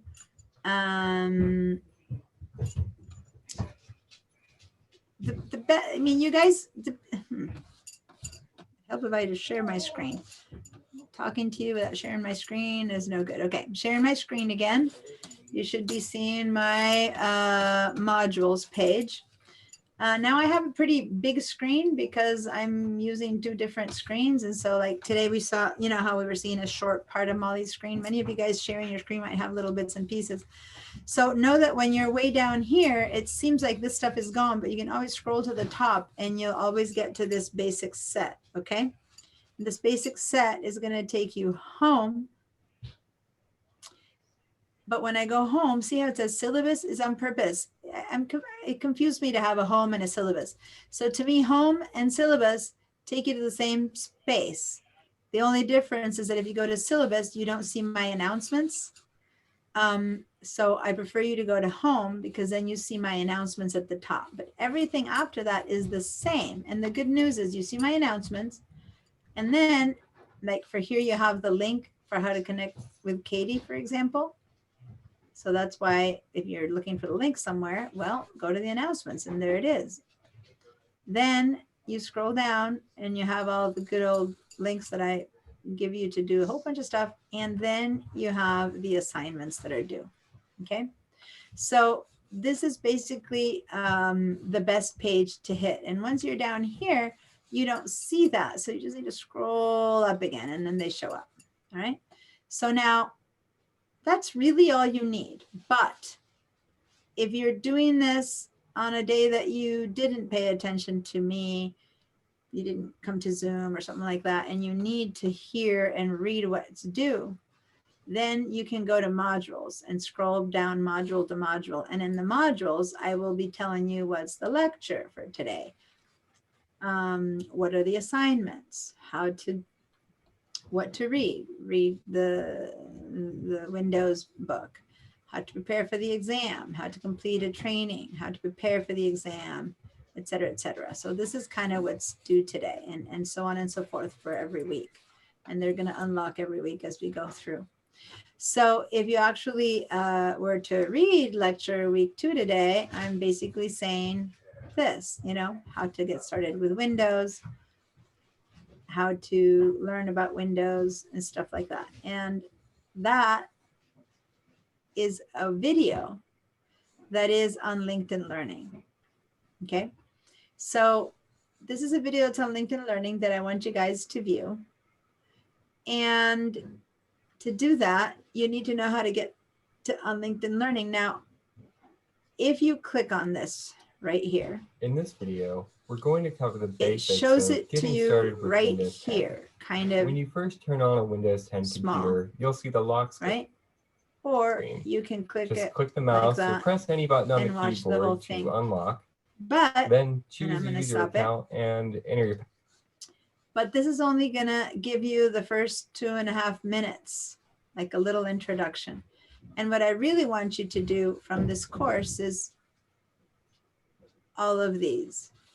So it's a total of, I don't know, 7 and 8, 9, I don't know, 20 something minutes. Let me see, 7 times 3 is 21 minutes. Then there's another 7, so that's 28, another 4, 30 minutes. It's 30 minutes worth of tutorial-ish, yeah? So in order to do that, you need to be able to access LinkedIn Learning, yeah? Does that make sense? LinkedIn Learning is a site that has lots of tutorials. And the thing about these tutorials is that you can pay a ton of money to do them, or you can do it for free through City College. So to do them for free, you need to access City College. If I click on Watch New Features 10 on LinkedIn Learning, it's taking me to City College. Okay, you have to sign in. Okay, so once again, what am I doing? I want you guys to watch this video as homework. You're going to do it as homework. So when you click on my link, it's going to take you to your site, to what seems like a Santa Barbara City College pipeline site. Once you log in, it's letting me into LinkedIn because I've already set this whole LinkedIn Learning thing up. But if you have not set the whole LinkedIn thing up, then this isn't good enough. Okay. And this is what you need to do. You need to run through these. So let me explain to you how to set up your LinkedIn Learning. All right. Everyone ready? I'm going to go ahead and head back. Keep on showing you the good old home where I have everything.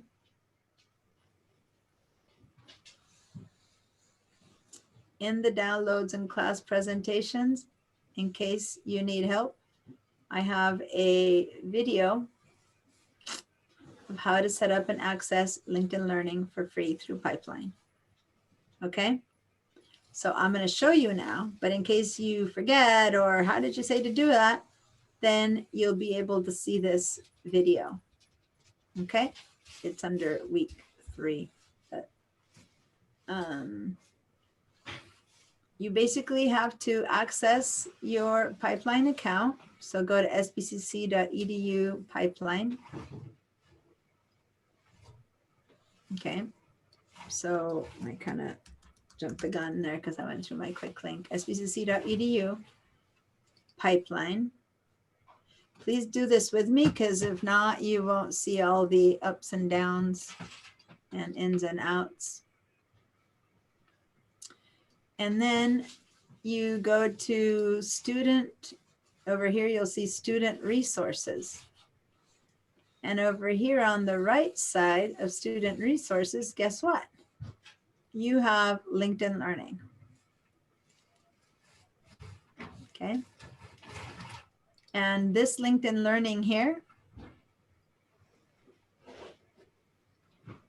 to access a LinkedIn Learning library, you must log into the Vision Resource Portal and follow these instructions. For questions, contact Cristina Garcia. Okay. And if you click on these instructions, here it kind of tells you everything you need to do. Okay. Now, I think as a teach student, you don't have that issue. Hold on. Let me actually go through student. Yeah, sorry. What I just showed you was through faculty. That was weird. This is the student version. You need to say continue without LinkedIn. Do not connect my account a bunch of times.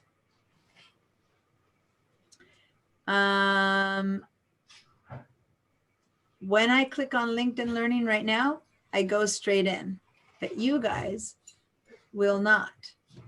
Go ahead and do it and tell me the windows that you're encountering. I actually need to turn on my video to show you this because I'm all set up. It's requiring to select 3 topics that you're interested in. So I'm going to show you how to get to LinkedIn Learning. Let me actually make this video. This is the video that I made. So let me catch up to where we are now. You go in. You are supposed to pick kind of your 3 favorite topics. Yeah. So this is everything I've shown you. And then you get here and they're going to say choose 3 topics, right? But that's if you're already connected. Before you get to choose 3 topics, this is the part that I want to play. Hold on. This is a video I'm playing. So now we're going to click on LinkedIn Learning and it's going to ask us to connect to your LinkedIn account. And this is the important part. So they want you to connect your LinkedIn account. If you own a LinkedIn account because you happen to already have a LinkedIn account, you want to not connect your personal LinkedIn account, okay? So you need to say continue without LinkedIn. And they make this big old blue connect my LinkedIn account thing here, but the one you need is the continue without LinkedIn. Because you want to be able to do this and to do this for free as a City College student, not as the person you are in LinkedIn. Okay, continue without LinkedIn. Then, and I'm going to move forward. Once you do that, it'll go, are you sure? You really don't want to connect to LinkedIn? Okay, so these are the steps that you'll be. And so once again, you have to say, do not connect my account. Okay, so you really need to say that a bunch of times. Hopefully you guys are following this. And if not, if you're not doing it right now, remember to come to the video to show you these steps, or just remember that you keep having to say no, no, no, no, no. What if I already connected? How can I get out of it? Well, it keeps taking me back to my link. What do you mean to your link? I already connected with my own thing. So how do I get out and back it up? Well, go ahead and see if you connect to the video that the link I gave you in the video to see if it takes you to the video and allows you to do that. I don't know if it'll allow you to do that. And if not, you need to check in with tech support Okay. and tell them, hey, I connected the account as my personal one and I'm not getting to the video. Okay. Okay. So then you say, don't connect to my account, right? And then you move forward. And that's when you'll be asked things like, oh, give me 3 things, you know, so that's when you start getting asked, tell me 3 things that you like. Welcome to LinkedIn. And you just choose 3. Don't get too picky. You can make it the choices later as much as you want. If you have time, go ahead and choose as many as you want. But you choose 3, and then that's how they're going to keep, you know, giving you ideas of other courses and maximum goal. You can just keep finding, you can always say maybe later, skip, or you can use it. It doesn't matter. It's up to you, but none of it is important. All that matters is till you get to the place where it finally lets you in to the program. Okay. And that's where we want you to be when you're in the program. And the important thing, and in this video, I show you how it'll show you, you can save the programs that you're doing, and it'll show, so in this, if you follow this little video, which is 6 minutes, I give you all, I tell you all about how to use LinkedIn. Okay.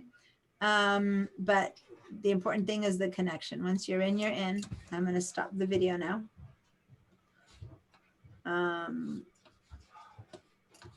And I'm actually going to, instead, I'm actually going to connect to LinkedIn. So this is actually now not a video, but this is me in real life showing you when you get to the course. Now, say that you didn't get to the course, because say that you forgot what the name of the course was or something. So here is where you land when you first connect. Now, where you land is going to be different than what I land, because I already have a lot of stuff that I've been watching and doing and seeing, right? So you'll start having stuff here once you start having things that you watch. But what if you're looking for this video that I told you to watch? Well, up here where it says search for skills, subjects, or software, here's where you can type Windows 10, right? Or if you actually remember, the name of the video that we asked you to do was Windows 10 new features. Windows 10 new features. So if you go straight from my link, there you are, Windows 10 new features. But if you didn't, then you need to type Windows 10 new features there, because look at how many bazillions of videos that they have. And the one that we want you to go is to Windows 10 new features. Once you do that, you hit enter. And here it gives you the option, is this the one? And you go, yeah, this is the one. So then you click on Windows 10 new features. To find the controls you're looking for. Well, then and here's where you start watching it. And it's these here. Because this is these are part of the things that you're going to be asked to know for the exam. Okay. So no hurry. I mean, the exam is in 3 weeks, but this is only half an hour. Just sit here and watch it and go test it and play with it and do stuff. Now, the reason I'm saying no hurry is because I don't want you to do these videos right now. That's what you have your own time for. But what you do need to know is how to access Windows 10.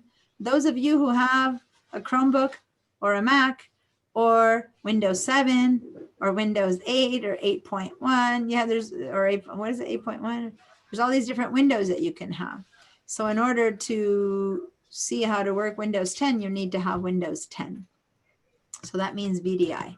So I'm going to give us a break because we've started quite a while ago.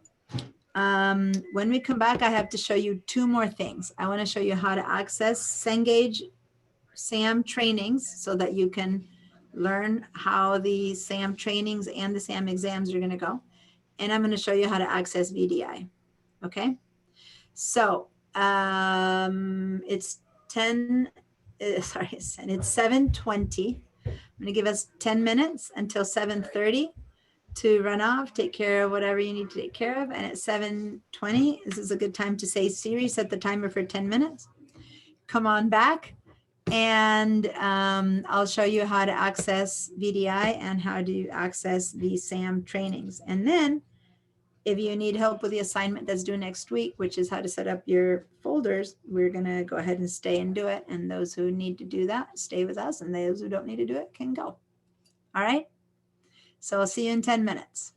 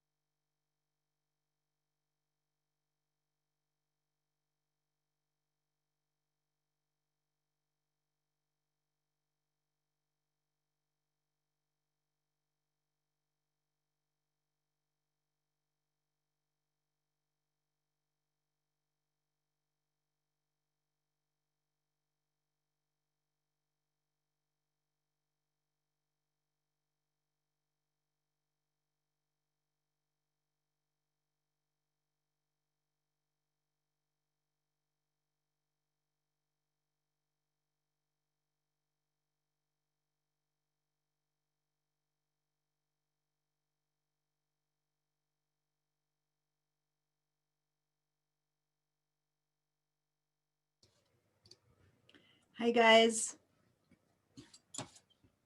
Sorry, I'm working on getting the training set up because for some reason it's not. Well, I need to see if you guys can actually reach the training. Remember I told you I have to set up all of the exams, all of the assignments to connect correctly. When I just tested it, it's going to the right one, but I'm not sure if it's going to the right one for you because you are students and have a different access than me. So anyone who's around, I see Diana. Can I ask you to test it to make sure it's working? So Diana, do you have Canvas in front of you? Okay, so can you scroll in the home page down to the syllabus? Down to where it says February 2nd and it says complete Windows 10 training. It's like, 6 choices down.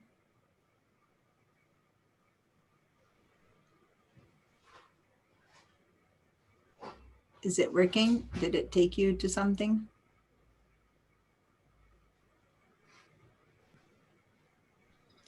Maybe I'd like you to share your screen or something. Oh, let's see. I need to know before I tell everyone to do it. You're my test case. Sorry to interrupt your dinner. So Diana, is it working for you?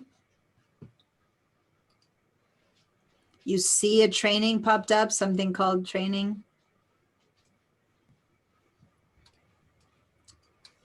Share your screen with me, or someone who has a chance to, who's already shared their screen. What are you looking for?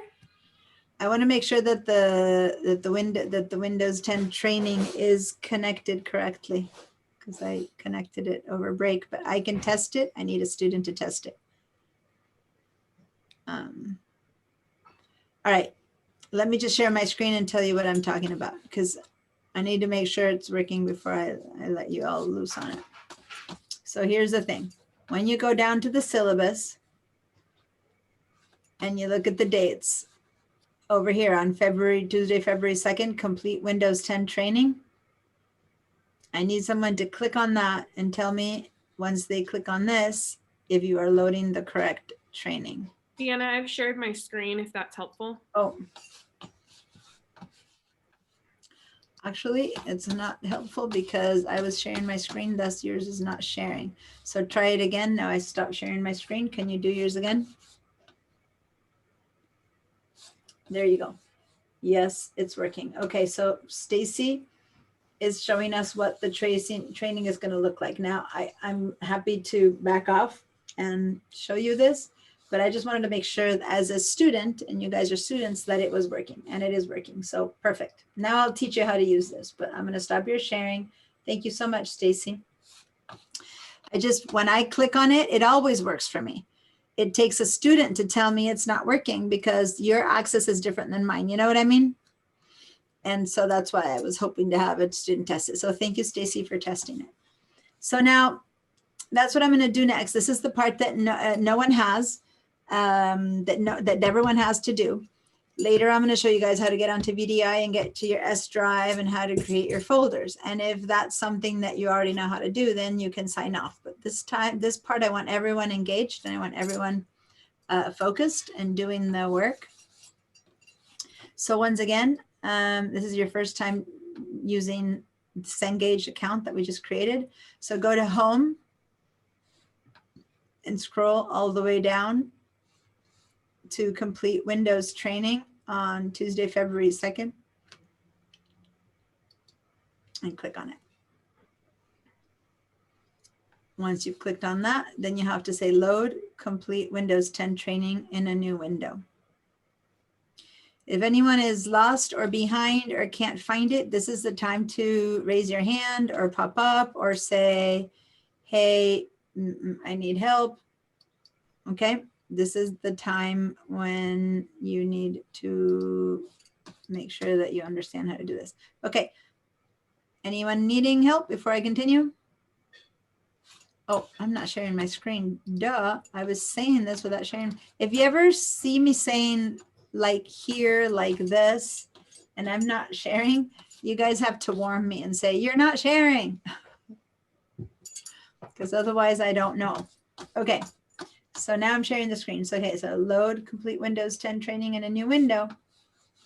And as you'll see, mine is going to look different than yours, but yours has to look like Stacy's, and I'll get there in a second. Here we go.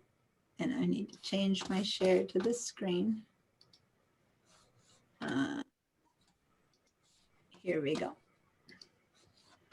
All right, so this is what you should be seeing. All right, is this what you're seeing? If so, give me a yes, and if no, okay, Joe is saying nope. Nope, I'm not either. Haley is not seeing that. Okay. Mine's making What's that? Mine is making me do something funny, so I'm gonna try from the start again and see if I misclicked something. Okay, so Joe, what's happening with yours? When, make sure I'm not muted. So when I clicked on everything, and then it brought me back to my home page at Cengage. Okay. Yeah, that's what happened with me too. So I have like the view with the book, hard copy of your textbook, that kind of stuff. That's what I got to. I had to hit the continue that you're on your trial. Oh, every time if you haven't paid, it's gonna every time remind you haven't paid. Thank you. Yes, mine did too. And then it lets you in. Then I said yes, and then it's now brought me to my home page. It didn't bring me to whatever I'm supposed to be watching. Well, then go back. You know what? Can I stop when you share your screen so that you can show me? Hold on, my husband brought me his second screen, so I have to move you back over to this. Okay. I think I'm doing this right. Okay, because then what you need to do might be head to your other tab once you've said yes. Okay, I know I haven't paid. So it brought you here. Yeah, so what I did was now go ahead and refresh that and go, yeah, there we go. Go back there. And let's see if now that you acknowledge that you know you haven't paid, let's see if it now takes you to the right thing. Payment required. If you haven't, otherwise continue. So say continue. And until you pay, this is going to happen. It's going to keep telling you you need to pay. And once you're in here, click on the course, trial access. Now down there, the SAM 361, no, down, the trial access, middle, right. Yeah. Yep. I'll click this. Okay, sorry. And my hope is that it'll take you straight to the right training. And no, it didn't. I was trying to avoid this section. Go. I can tell you how to get there, but that's not the point. Okay. And I got the same thing. So for everyone who hasn't paid, it's going to make you do this, huh? I have the same screen as well. All right. So go ahead and let me see if this is going to work. Go to see where you see little check marks next to exams and trainings and all of that. Turn off exams, turn off projects, turn off SAM paths, and turn off readings. So, sorry if you guys leave that one. Okay, see, and it's not giving. Turn on always available again, please. There you go. And now, see, what a bummer. But okay, here it is. PowerPoint, Excel, Access, Computer Concepts. It's not giving us the Windows training. This is what I meant. These are the assignments for the other course, which is why I need to change this. But you can but I don't see the training. Like type in Windows 10 in the search bar there. Yeah, go ahead and Windows 10. Okay, Windows there 10 you go. training. There it is. We'll just have to search it for until we pay. Yeah, and I hope not. I hope I, Okay. I remember that this is how it used to be. But last session, Mm-hmm. when you hadn't paid, you could say, yeah, I got it. I didn't pay, and then it would move you to the exam, to the training or to the assignment. In your case, it's showing me that this time they are really wanting you to pay, and they're making you find it, which is a bummer. Yeah. Okay, we don't need to do the training yet this week. By the way, it's not due, as you saw, until February or something. I just wanted to show you guys how to get there, and I wanted to test to see if you are connected. Now hold on there for a second, because you got there, but a lot of other people probably didn't. So I want to recreate a little bit what you did. Can you close this window, the little window that popped up? This one? Yeah. Mm-hmm. Yeah, and then go back, turn on exams, projects, all those things, just so people see. Okay, Yeah. kind of show them how I got Basically, I'm going to show this one more time. Is kind of how I try to do this, and I'm doing it, making you do it, but it also gives you more expertise. When you click on load completos, yeah. Now click on the. So, oh, that was that. Okay. That was trying to get, that should take you straight to the exam, which it did take Stacy, it did take Julie, like, so for quite a few of you guys said it took you there. And my guess is it's the ones who had already paid, right? And entered your code. Is that so? Give me a thumbs up if you got straight to the exam and you Yeah. had paid. Yeah, Yeah, so it's that's working pretty for much those what who happened. paid. So for those who hadn't paid, and this is going to be a problem because people who are doing this assignment not coming to Zoom today are going to be wondering how to do it. Okay. So they're going to get, I'm going to screenshot this thing where here, course materials, you're going to have, I'm going to screenshot these steps and put it in. Okay. So thank you. You're giving me a chance to do that. Okay. So say continue because you can't enter the code yet. All right. And then you're, I live in the middle of nowhere, so my internet's a little slow. Yeah, no, that's fine. It's And been when you special share, today. especially when you share in with the wind and everything. Yeah, it's normally not this slow, but I think since I'm sharing my screen, it's like really slow. Well, yeah, that is interesting. Go ahead and give it a little refresh because before you were there. Oh, there we go. There it is. Okay, so hold on. Yeah. I keep screen capturing these things. Okay, now click on that. And you'll end up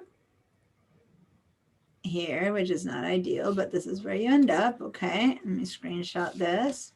Okay, so now go ahead and just go straight to the search. Okay. And put Windows 10. That's easier. Okay, and then there's the exam, which you can't do yet, and the training. Okay, so click on the training. All right, and then you can go ahead and start. And you already checked your system. If you didn't, that's fine, but that's the same setup you already did and you had already done it, so you're fine, right? So, but if you hadn't, you always have to do that. Okay, so then you start and then you get going. Now I'm going to share it myself when we get started, but I wanted you guys to, I screenshot the steps that those of you who haven't paid are going to have to do, which is bummer, but hey. All right, so I'm stopping your sharing. Thank you so much for that. They change it every session. Like every session, there's something different in how we have to do it. And since we teachers don't see that, it takes us having a student show us that they're not getting to it before we can get to it. All right, thank you so much. So now, is everyone who's here managed to get to the training? Because you did it A, directly, or B, indirectly through the steps that we just went through?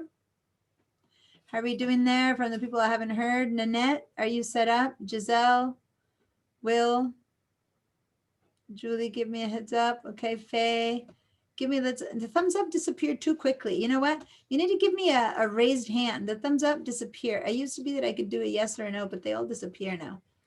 So give me hands, like the raised hand one. That one stays raised for some reason. And not only that, but you all pop up to the top when you raise hands. I kind of like that. dislike it in that I lose where you were, but I like it in that then I only have the people in the bottom who I know haven't answered, right? So Molly, are you set up, and Tiffany and Joe? Yeah, Molly and Tiffany. Yep, everything works fine on my end. All right, so Molly is the only one that I'm not hearing. Molly. Oh, I know this is an inside joke for teachers, but if you've been on Zoom a lot, you might laugh too. But I giggled hilariously with the joke of how being on Zoom is like being in a seance, where I'm like, hello, can I hear you? Molly, are you there? Come in, Molly. Come in. It's probably only funny to me, but It's good. a couple of people I know, I swear, I'm like calling the spirits to respond. All right, so given that I still don't know if Molly's there, I'm gonna trust that she's hearing me, or if not, we'll ask for help. Now let me show you how to run these trainings. Okay, now remember that to study for the exam, you have the LinkedIn Learning video set up, and you have to run through these training. These are the two things you need to do to prepare for the exam. So how do you run through this? And you have 3 weeks, but you can start taking the exam in 2 weeks. So you've got time. So here's how you do it. These windows have 3 settings that you can use the exam in. So before we go and do anything in this mode, what I want to show you is that this is task 1 of 30. There are 30 tasks for you to learn. These are hands-on tasks, not conceptual ones. The only conceptual ones will be next week, okay?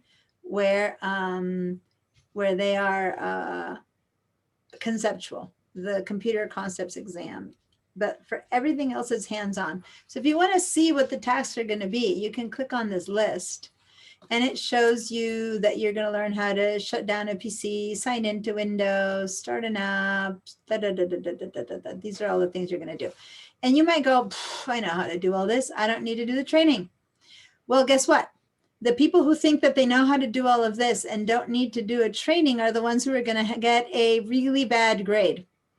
Because in this case, it's about knowing how to do an exam in SAM proving that you know how to close an Office app, for example, right?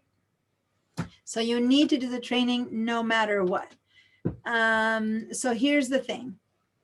We're going to run one by one through all of them. And we're on the first one, on task shut down PC. And there's 3 choices. We can observe, we can practice, or we can apply. So when you don't know how to do it at all, like you've never done this before, you have to do the observe, because the observe is just a video. So I'm going to run the video. Shut down Windows to conserve energy between work sessions and secure your data. Click the Start button on the taskbar to display the Start menu. The Start menu is displayed. In the left pane of the Start menu, click Power. You can choose to put the computer to sleep, shut down the computer, or restart Windows. On the Power menu, click Shut Down.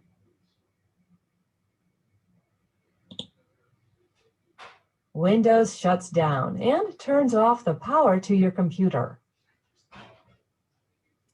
All right.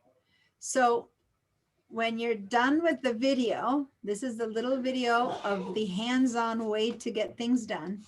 Then you can say, I either want to practice or apply.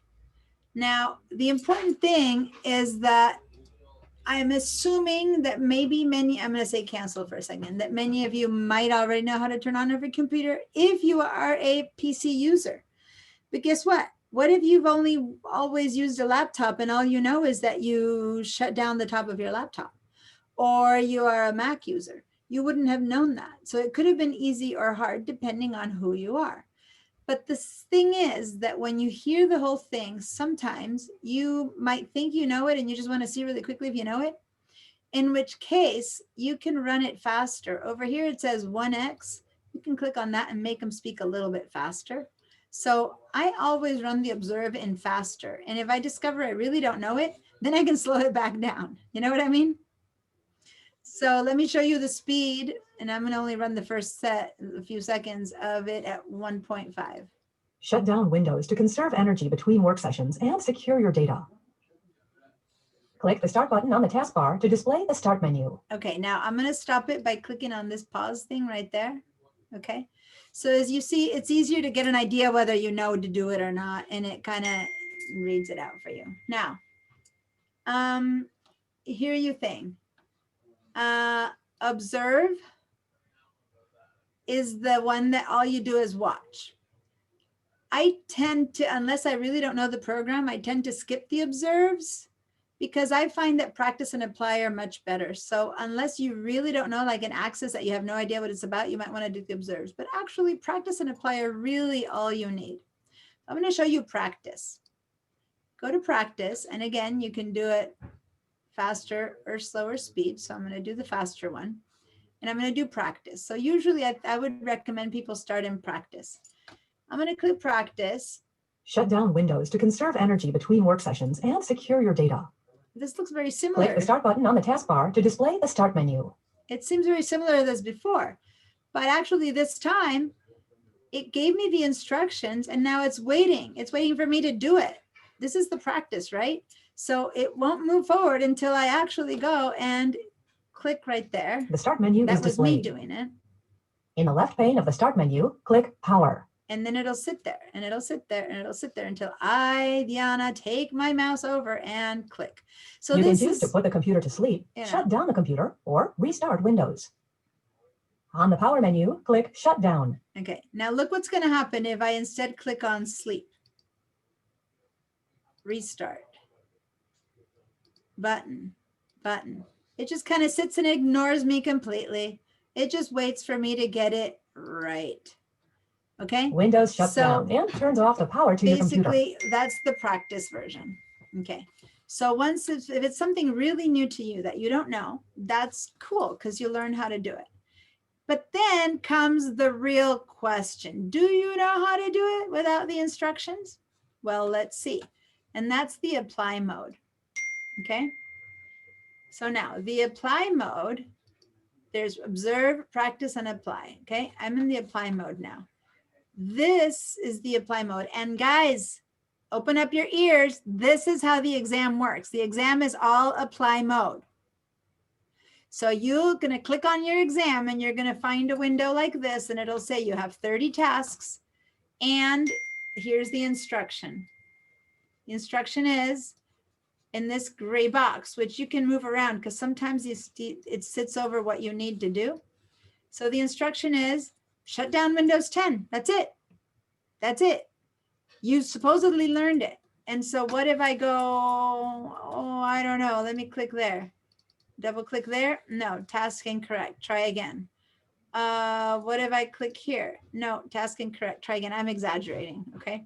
What if I click here? No, task incorrect. Try again. I'm like, okay, well, oh, I had to go here. All right, now let's move forward. And I had to go here. No, task incorrect. Try again. So it kind of keeps giving you bazillions of tries until you finally figure out that it's there. And then if you say restart, task incorrect, try again. So it's kind of, finally, I remember, shut down, shutting down, apply, you have completed the task, okay? So at this point, it's moved me to task 2. It considers that I've done task 1 correctly. And if I look over here, it's given me a little check mark to shut down your PC because it's the apply that matters, all right? So here's the deal. When you do all of these, if you know it, you might want to start from the apply. And if you do it correctly, you got it down, fine. But if you do it incorrectly, you might need to check the practice. So for things that you know, how to start say maximize the window. You click on maximize the window and you go straight to the apply, right? So you're in the apply of maximize the window and You started. When working with multiple Oh. windows, you may want to maximize a You're- window to see it No. full screen, and then You're in a scroll to weird- a smaller size to see It's multiple weird. windows again. It's doing weird Hit stuff. pause. On the right side of the settings window title bar, click the It got confused because Yeah. I apply, yeah, so. So let me go to the apply mode. The apply mode, it doesn't talk to me. That was. So I went straight to the apply mode of task 5. And the instruction is maximize the settings window and then restore the window to its previous size. Right?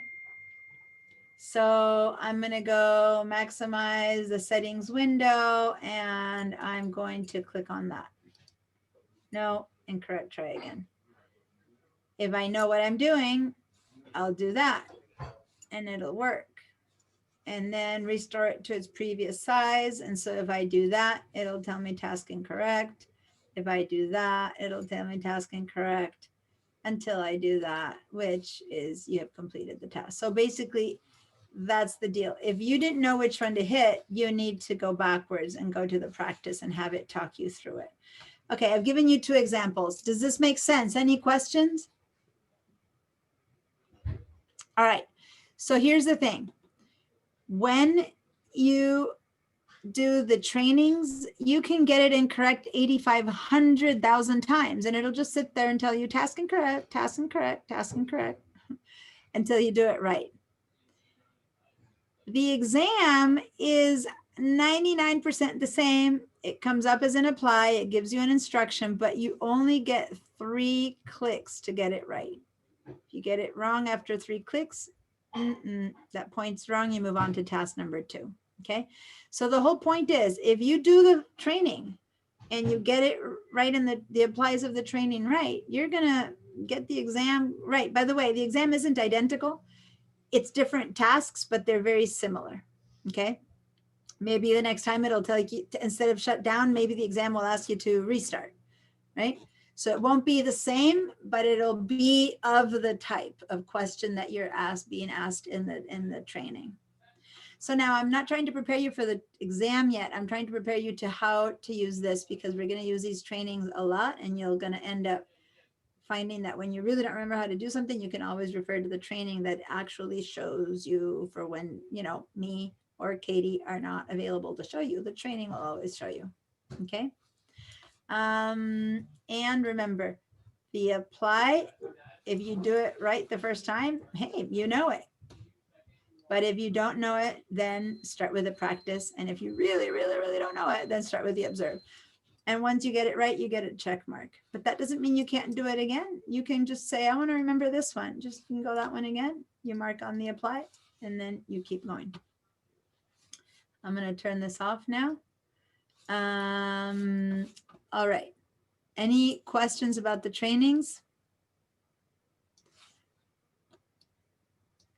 You are going to get, one of the trainings is going to get extra credit points. I think it's this one, or I think it's, I'm not sure which one it is. I'm going to check because I want to encourage you guys to do them. And if you do them, you have to do the applies correctly. The applies, well done. Once I get all the 30 applies done correctly, then you get the extra credit points, okay?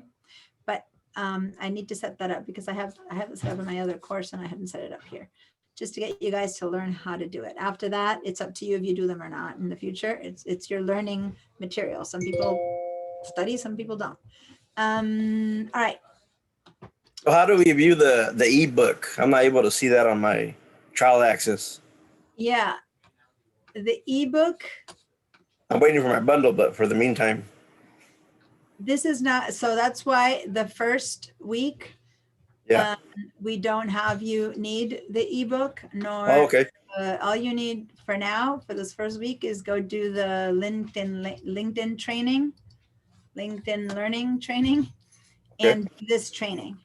And then it does say there to read the ebook, but I've actually, the ebook is there, but I'm not sure if the link has to be fixed. I'm going to the modules because I get the ebook when I click on it, but I'm not sure that you guys get the ebook. I need a student to test this again. Stacy, you tried it last time, or someone else? Can I show you how to get to the ebook and see if it sends you to the right thing?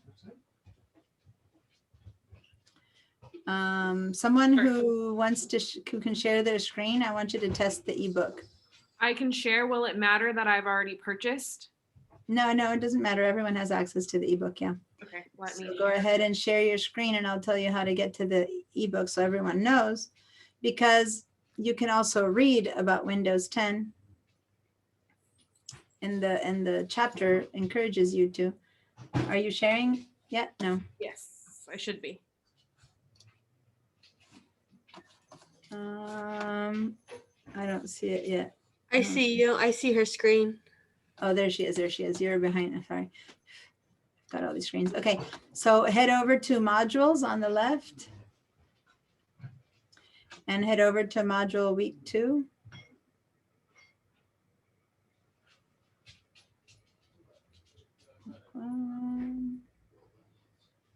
By the way, when you're done with a week, you can collapse it by clicking on the gray area. So if you're done. Okay. And then see the down, it says read Shelley Cashman series, Microsoft Windows 10. Click on that. I'm not sure if that link is gonna, yeah, it should take you to the right thing, but it might be one of the links that I need to fix.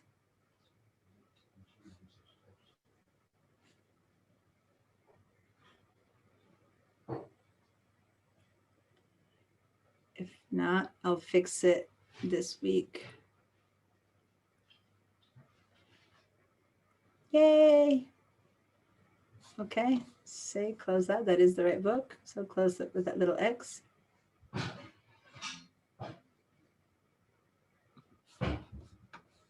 Welcome to go ahead and skip all that because you don't really need my tab. And there you go. Go to Windows 2019. And here it is. These are the modules that you need to know. And for the exam, it would be 1, 2, and 3. What were the chapters that I suggested? Hold on. Let me make sure I've what the chapters. 1, 2, 3, and 4. Okay. So chapters 1, 2, 3, and 4 are what cover the exam. And can you go back? Stay this here. Go back to your first tab, the Read Shelley Cashman, and then back up again to the module. So over here where it says right above what you click for the link, above it says Complete Weekly Assignment 2. When you click on that, that's the one that tells you how to do this. Read the online chapters, navigate the module in Canvas. So you scroll down and it shows you where to click, right? And then it shows you how to read out of Windows 2019, read Windows Module 1, 2, 3, and 4, those 4 Windows 2019. And then if you scroll down a bit more, it tells you how to complete a training in SAM. So I have a lot of it written down. And here I have a video of how to do it so that if you forget any of this, it's all there in the course as well. For some people like handheld and other ones don't. Yeah, I still can't see the book even when I click on the Read Shelley Cashman link. Yours didn't come through? No. Do you want to share your screen, Ray? Yeah, and it might be, thank you so much, Stacy. It might be because, again, Stacy has paid. And if you haven't paid yet, let's see what hoops it makes you jump. So you might need, okay, go to the left and click on 365 2019, you know, that one again.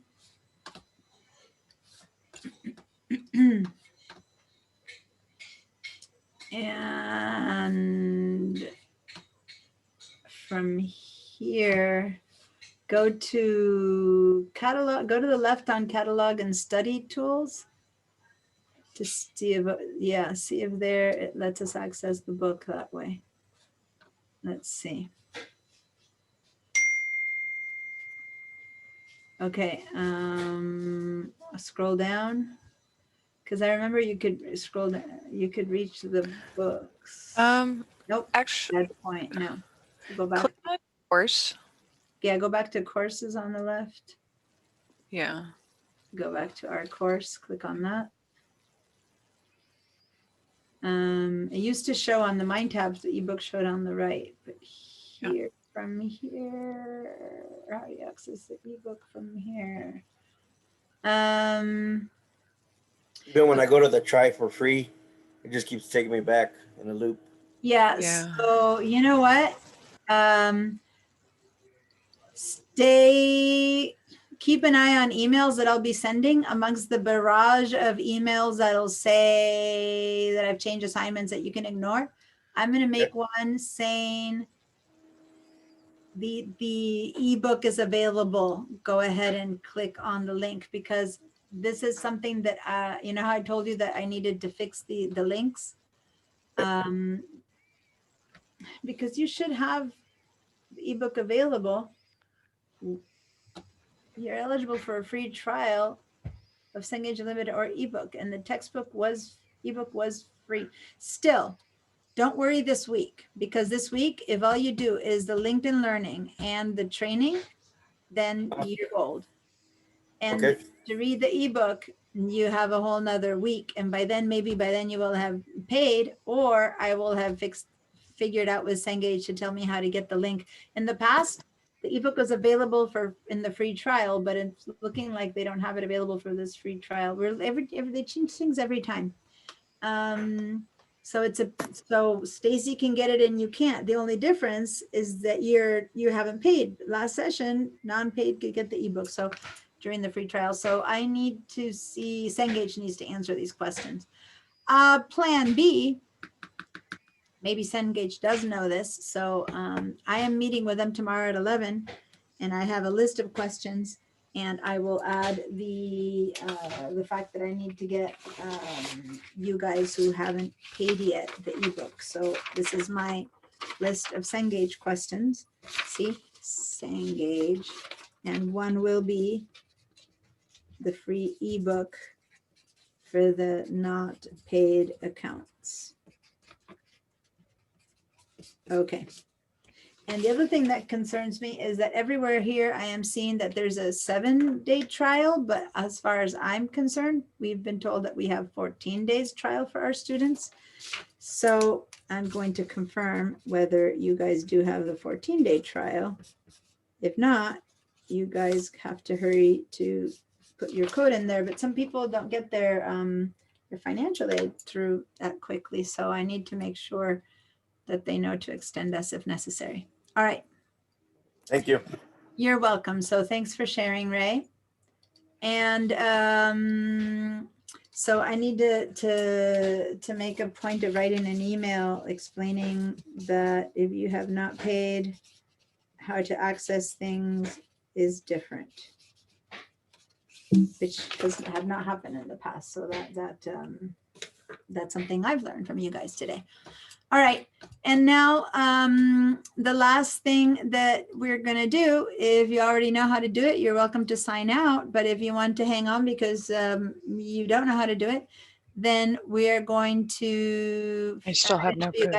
I'm gonna show you guys how to get VDI. I'm gonna show you guys how to get to VDI so that you can get to Windows 10. Those of you who don't have Windows 10, who are on a Chromebook or on a Mac, and those of you who have some other version of Windows. In order to learn about Windows, you need your own computer to have Windows. And if you don't have it, then you'll get it through VDI. VDI is also the way that we're going to get to your software Office programs if you don't own them. And most importantly, in VDI, you have a folder made just for you in your name as Student Drive. And you need to find it, make sure you have it. Someone already told me they didn't have it and I already had it fixed for them this week. So you need to check. And that's where you need to make folders for the next assignment, the assignment that's due next week. So if you notice, there is one assignment due next week. And that assignment is, let me share my screen. The assignment that's due next week, if you go to home, is submit comp folder screenshot. And what that means is that you're going to be making a screenshot that is going to look kind of like this. We're gonna have some folders. We're gonna create in your student drive. Okay, and here's a little video telling you how to do it. We're gonna create a folder called 101 with the folders Word, Excel, Access, and PowerPoint inside of that folder. And inside of each one of those, we're going to have module 1 and module 2 inside of Word, module 1 and 2 inside of Excel, et cetera, et cetera. So in order to get this done in your S drive, I need to show you how to do that. And then you need to take a screenshot. And here's an explanation of how to do a screenshot and submit that screenshot. Okay, so that's your assignment that's due for next week. So I'm going to show you now how to get to VDI. I'm going to show you how to do the comp folders and how to take a screenshot. And if at any point you're like, okay, I got it, I know this already, you're welcome to say goodbye in the chat and take off. And if you don't know how to do it, then hang on. And if you don't know how to do it, but you want to just follow the instructions that are in Canvas, you can also sign out. It's up to you. I don't need to make you stay here, but I am here in order to help you do it. Okay. So VDI. VDI is the way that from home, from any one of your guys' computers, you can access the school computers. It's as if you had grabbed your car, driven to the school, walked into the computer lab, turned on the computer, and you're sitting in someone else's computer. And I really need you to understand that, because you really do not have your stuff in that computer. This computer that you're going to be seeing does not hold your material. And when you download, you're downloading it into that computer, even though you're here in front of you. It's really another computer you're using. And all the stuff you leave there stays there. And if it stays there and it's not on your student drive, it gets lost and gone forever. And all the work you put into the assignment disappears. So it's important that you know how to get to VDI, to your S drive, and put all the work that you're doing in your S drive, and it will not disappear from your S drive, and you'll continue to be able to keep working. Okay, so how do we do that?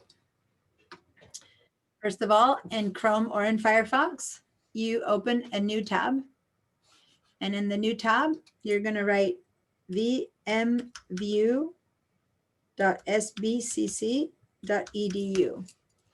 And the important thing is to ignore, Google tries to be very helpful, and I just typed in the chat, the address, vmview.sbcc.edu. All of this stuff that Google tries to help you with are going to not get you to the right place. So please ignore them all. Type the entire vmview.sbcc.edu, and when you get to the end, you hit return or enter key. Do not click on any of those choices that Google gives you, because it'll send you to Google and it will not send you here. Okay. And if perchance you didn't pay attention to me because you went ahead and did it before I finished speaking and you ended up in here, it really won't work. You can't from here get anywhere that we need. So you need to ignore the Google search.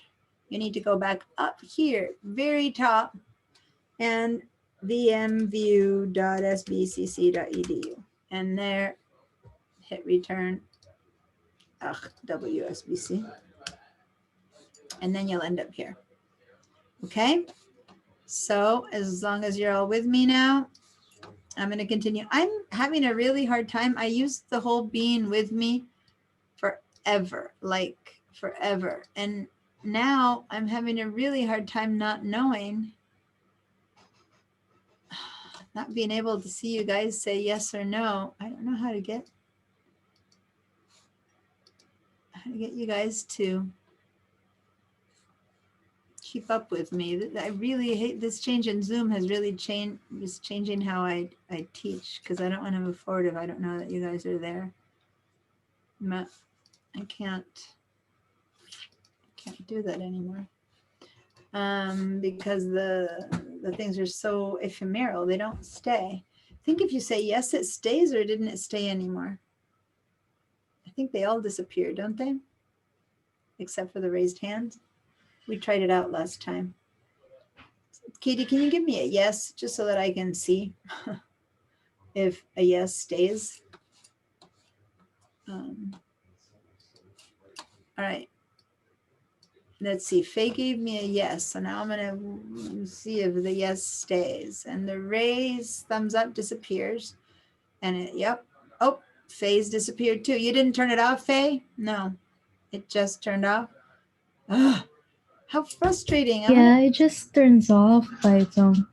See, before they stayed, and I could look and get an idea and make sure that everyone, now the only thing I have is the raised hand is the only one that stays. How frustrating. Because if people take their time to answer, by the time to answer, the other two have turned off. This is a very bad change. I'm going to really complain to Zoom. It just doesn't give me control over seeing that you guys are doing well. All right, I'm gonna have to just guess that you're all okay, and I'm gonna hit VMware Horizon, this right side, okay? And see the raised hand, the Joe raised, that one stays, but all the rest don't stay. But I need people to say yes and no many times the way I teach, and I can't say yes and no this way. I can only say raised hand. Okay, so click on VMware Horizon HTML Access.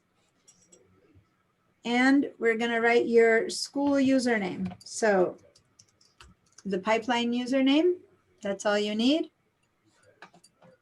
And your pipeline user password.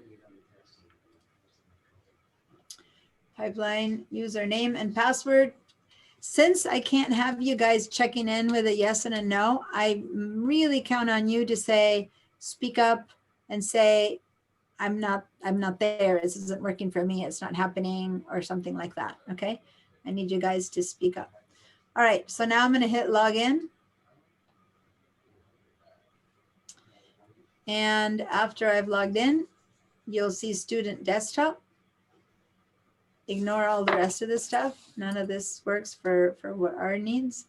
Just click on student desktop. And this is the time when it'll take a little while.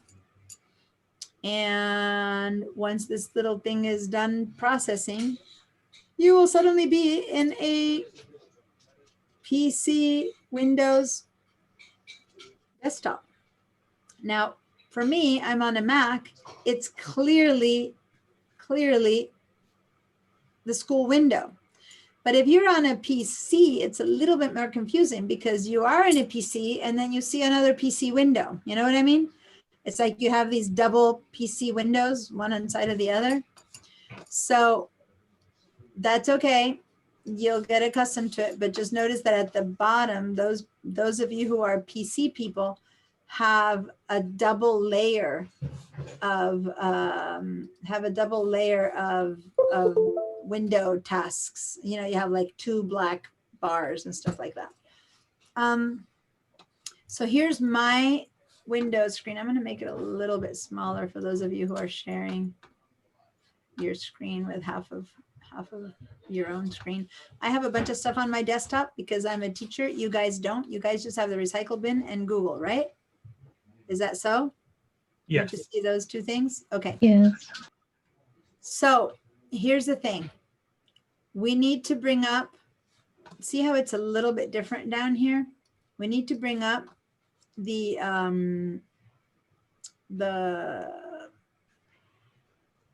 okay.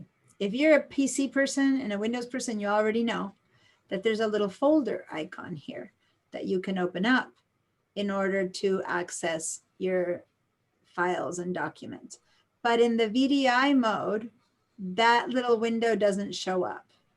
So you need to do it a little bit differently. You need to click on the start button and then go over here to this thing that says documents. So once again, click on the start button and click on this little guy that says documents. And now you have what we call the Windows Explorer, the place where you find your files and folders. Now, this is important because where you'll be, all of this, remember, is not your computer. So if you go to this PC and your documents, you won't see your documents. This is, remember, you're in the school's computer. But what you do need to do is find your S drive. So go to this PC, and you could look over here and find it. But more importantly, I want to teach you how to use this little arrow that pops up here on the left of this PC. Click on that. See how when you click on it, you see a bunch of stuff open up, it expands, and when you click on it again, it collapses. All of this is vocabulary that you'll be asked in the exam, okay? To expand a folder, to collapse a folder. So this PC folder, when you click on this arrow, it expands and it shows everything that's inside of this PC. And one of the things that's inside of this PC should be an S student folder. I have a lot of stuff in it because mine lives there and I've got data files from all these. I should clean it up, but you should have nothing in there. In fact, let me make a new folder and put in old stuff because it's time to have all of this stuff cleaned up. Okay, You, so now you said the S folder should be completely empty? it should. Is it not? Roughly. Mine's is 48%, 48.8 gigabytes free out of 300. Well, It default says that for some odd reason. yeah, it just, Okay. the important thing though is that there should be no files in it unless you've taken Okay. a comp class before. But you know how I had a lot of files and folders in it? You technically, unless you've taken, say, No. Excel or something else, you might have old folders, but I think they clean them up every session anyway. So you probably shouldn't have anything in there. So did anyone not find, okay, since I can't use the yes or no's, raise your hand if like the, you know, the one that stays up, the raised hand, if you did find your S drive. Because there's always some people who don't have their S drives, and somebody already contacted me online, but most everyone. Okay, and Stacy, that's your second computer. So everyone here has their S drive. Yay! All right, so in this S drive, we're going to create the folders. We're going to do basically the assignment that's due next week. If you hang out with me, we're going to be doing it right now. So we need to create a new folder in here. There's so many different ways to create new folders. It's ridiculous. But trying to, I don't remember the way the book instructions teach you, but you have always a way to do it with a shortcut. You have a way to do it with an icon, or you have a way to do it with a right click, which is another type of shortcut. So just about everything can be done 3 or 4 ways. And for the most part, the exams, when you do them, they do kind of recognize almost all of them as correct, but not always all of them. So anyway, just be careful. So right click is something that does get recognized by the exam, doesn't it, Katie? Right click? I think right clicks always get recognized. Anyway, so watch.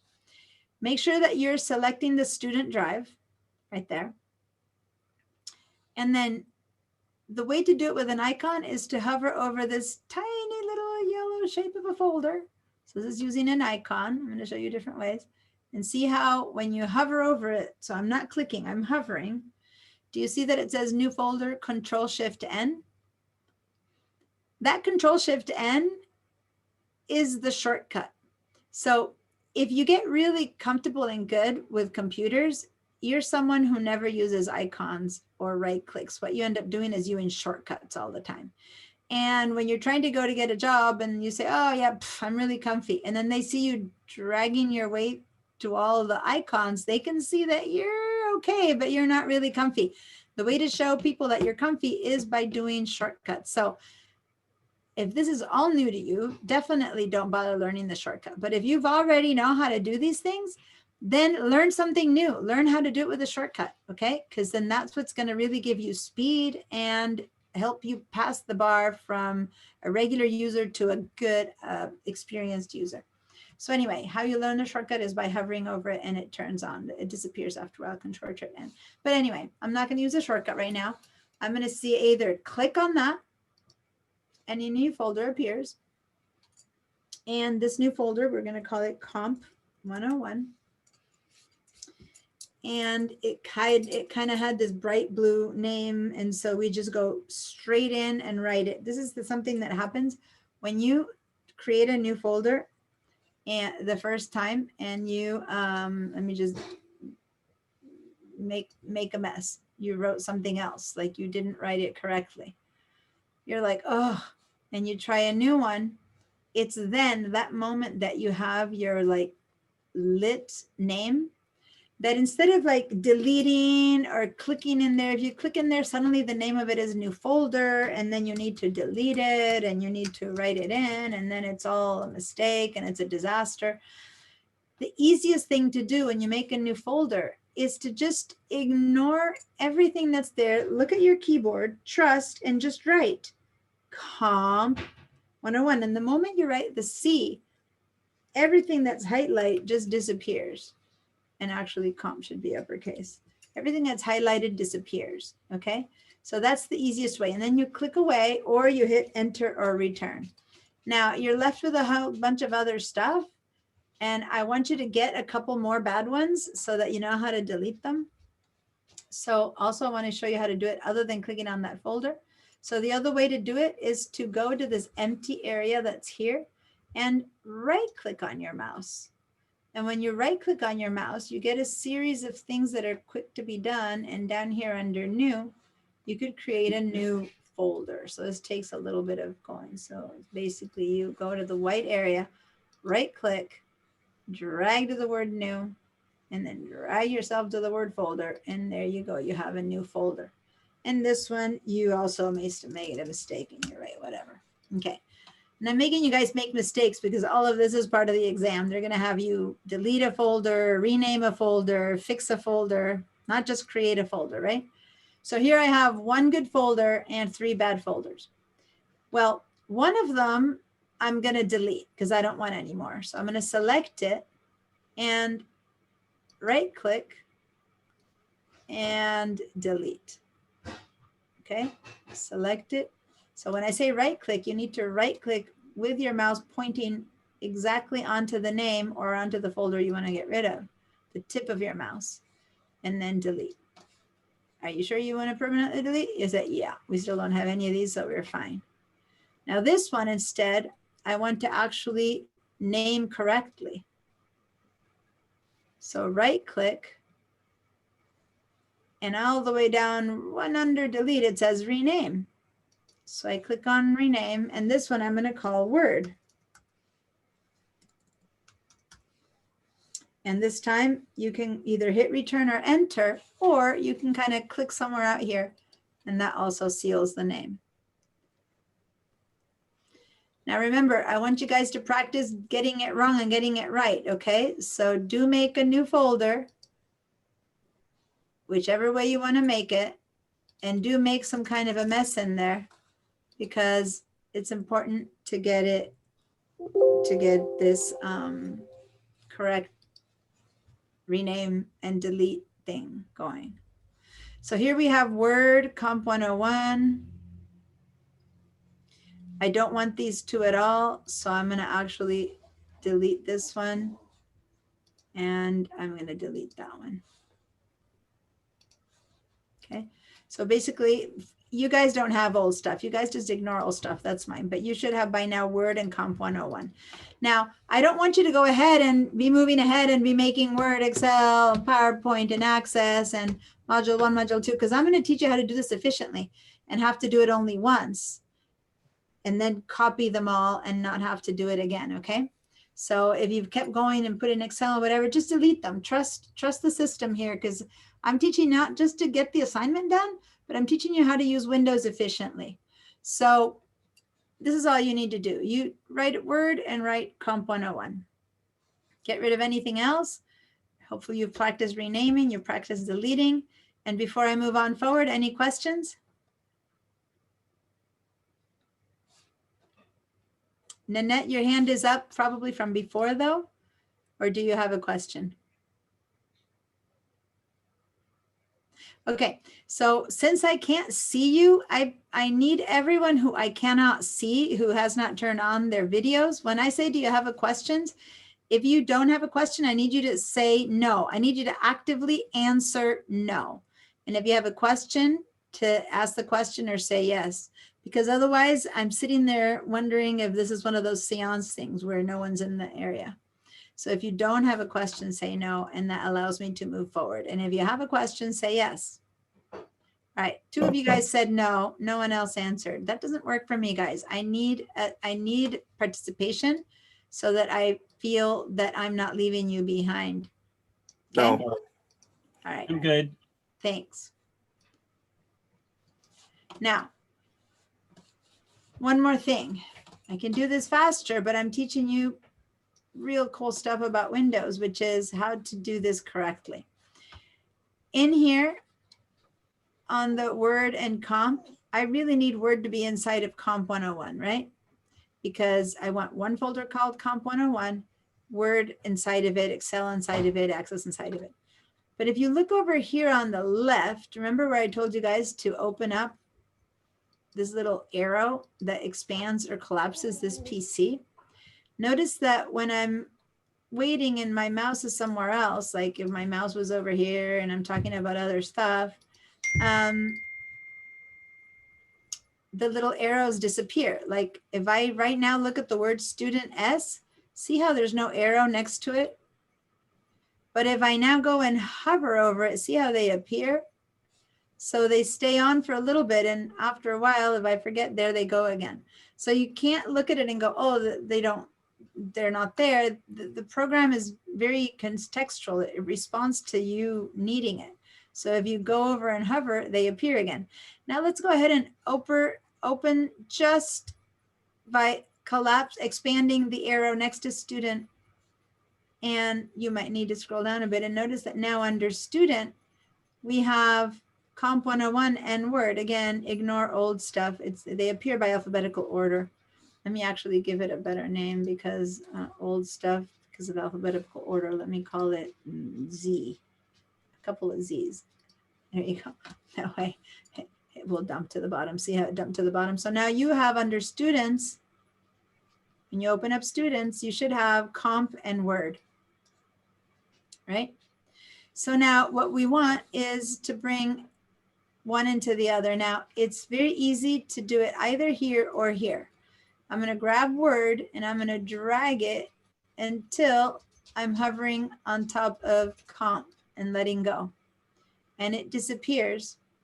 And if I now go down over, and I could have done it in here too, but when I now see Comp, when I now see Comp, inside of Comp, I have Word. So now under Student, I only see Comp 101. That's all I see, right? But when I click on Comp 101, Word is already inside of it, okay? So if you do it here, you just need to click. That's all you need to do. But if you do it here, to open it, you have to double click.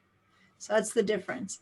Here on the left side, you just click and you see inside of something. I just click and I see inside of all my old stuff, and I open it up and I have all my old stuff, right?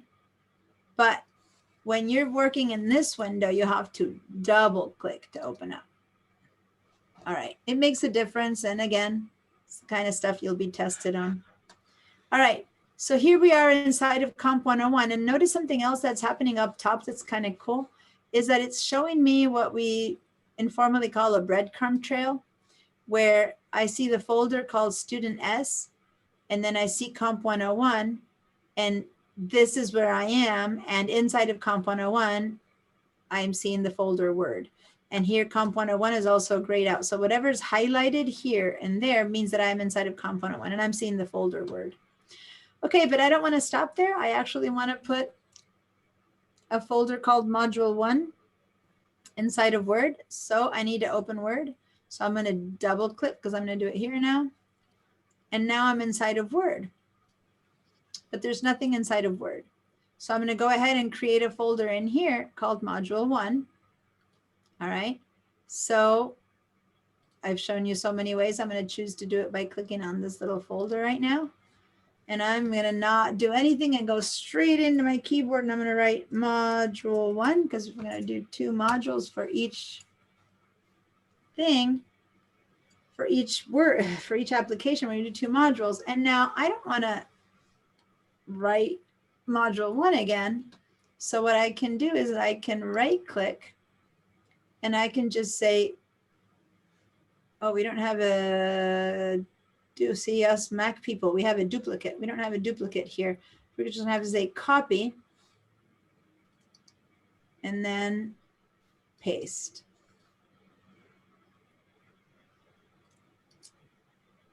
It's not gonna let me, good old PC. On a Mac, you could copy. You can duplicate with a new name. No, I think the problem is you were pasting on top of the other one. So you're in there now, just paste out here. Okay, it gave it the name copy 1. I think it was still, the first one was still highlighted and kind of wonked it. Right, so now I have Module 1 and Module 1 copy. Now, instead of doing right click rename, which is way down there, let me show you another easier way. And the easier way is I just go over here over Module 1 and give it a single click to select it, right? Not a double click, a single click to select it and another single click to open it. So if I double click, then I go into it. That's not what I want. I need to select it with a click and then one more click. So it's 2 clicks, gentle clicks versus double click. And now I can make sure that this one says 2. Right, so now I have Module 1 and Module 2 inside of Word, and I'm not sure about it, then I can go over here and I can expand Comp 101 and I expand Word, and yeah, there we go. I have Module 1 and Module 2 at the same level inside of Word, and Word is inside of Comp 101. Pretty cool how you get to see it both here and here. Now, I think the assignment just wants you to have Module 1, Module 2. You could take it into Module 1 and have SAM and textbook assignments, but which I do in another assignment, ask you to do where you can have SAM and textbook assignments, but I'm going to leave it be it just Module 1, Module 2. So here we go. We've got our Module 1, Module 2 for Word. Now, instead of having to do all that work for Excel and for Access and for PowerPoint, all we need to do is we need to go and choose our Word folder. Okay, so go back to Comp 101 over here or over here in the breadcrumb trail. Choose your Word folder and copy it. Now, you can right click to copy or you can use your shortcuts to copy. Those of you who know shortcuts, what's the shortcut for copying? Control C. Yeah, so if you're a good shortcut person, that's a shortcut that you're going to use the whole rest of your life. So copy is hold down the Control key with one finger and then tap the C, and that's a copy. Okay, so you keep hit down and then you tap the copy, or you say Word copy, and then you make sure to click away so that you don't have this one highlighted. Click away like that into this white area. And then the shortcut for pasting is Control V for the word vase or van, okay? Or if you don't do that, then you do right click and paste. Now, inside of this new one, you already have Module 1, Module 2. So all you need to do is get in here and call this one Excel. Now you've got 2 done, and here's the good news. Once you copy one time, the copy stays. Until you copy something else, you don't need to keep copying. So you already had it copied. So now all you need to keep doing is Control V again. That'll be for Access and right, and then Control V again, and that'll be for PowerPoint. And now I go back And I click one more time and I call this one PowerPoint. Oh, it could be good if I point. P is uppercase. PowerPoint without a space. And then I go to this other one, click one more time and call this one Access. It's Access with double C. There is, and double S. There is one thing though, that Access has only one module. We're only going to do one module of Access. So over here, look how interesting it's getting. Inside of Student, I have Comp 101, Access Excel, PowerPoint. I open Module 1, I open PowerPoint, Module 1 and 2, Excel, Module 1 and 2, Access, Module 1 and 2, but I don't want Module 2. Okay, so I can go back to Access Module 2 and I can do it from there or from here. I can right click and delete Access Module 2. So I'm left with Access Module 1, Excel 1 and 2, PowerPoint 1 and 2, Word 1 and 2. And I really only had to create that all one time. Okay, so it's just a way of being efficient to create a good structure, a hierarchical structure for our folders, for our assignments in the student folder. And this is where you guys are going to work. Caveat, if you are anywhere in VDI and you happen to save something to the downloads folder or to the desktop or to the documents folder, they will disappear. You will come back after having worked for an hour and a half on an assignment and you left it in the downloads or in the desktop and they will be gone and you'll have to start your assignment all over again. When you're done with an assignment that you make, you always have to have it in the S drive, or you're not even done. When you're in the middle of working, you need to go have dinner and you're going to come back later. You need to put it in the right place in your student drive, okay? If it's in your student drive, it's safe. If it's anywhere else, it's not safe. And the important thing too is that if you disconnect and come back next 3 days later that you can keep working on, again, anything that's been left all over the computer will be gone except for what's in your student drive. And this happens every time someone comes calling, crying, oh my God, 1 more minute till assignment due. I lost everything. Where did you leave it? Oh, because when you download the stuff, you'll have to download some things. They'll go into the downloads folder. And so people start working off of the downloads folder and they leave it there and they forget to drag it to the student drive, then you're in real trouble. Okay. All right. So since we all did the assignment, now you need to submit it and then you'll be done with homework for next week. This is it. This is your homework for next week. So let's see what you need to do is you need to do a screenshot and submit your screenshot. Okay. So we'll do that and then we'll be done for the day. So what I need you to do is I need you to click on your student folder so that I can see that it's your student folder.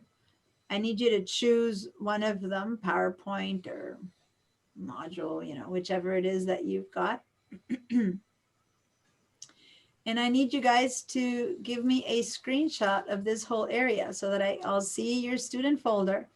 I'll see one of these guys and I'll see that it has module 1 and module 2 inside of it, and I'll see the breadcrumb trail. So you need to do a screenshot of this.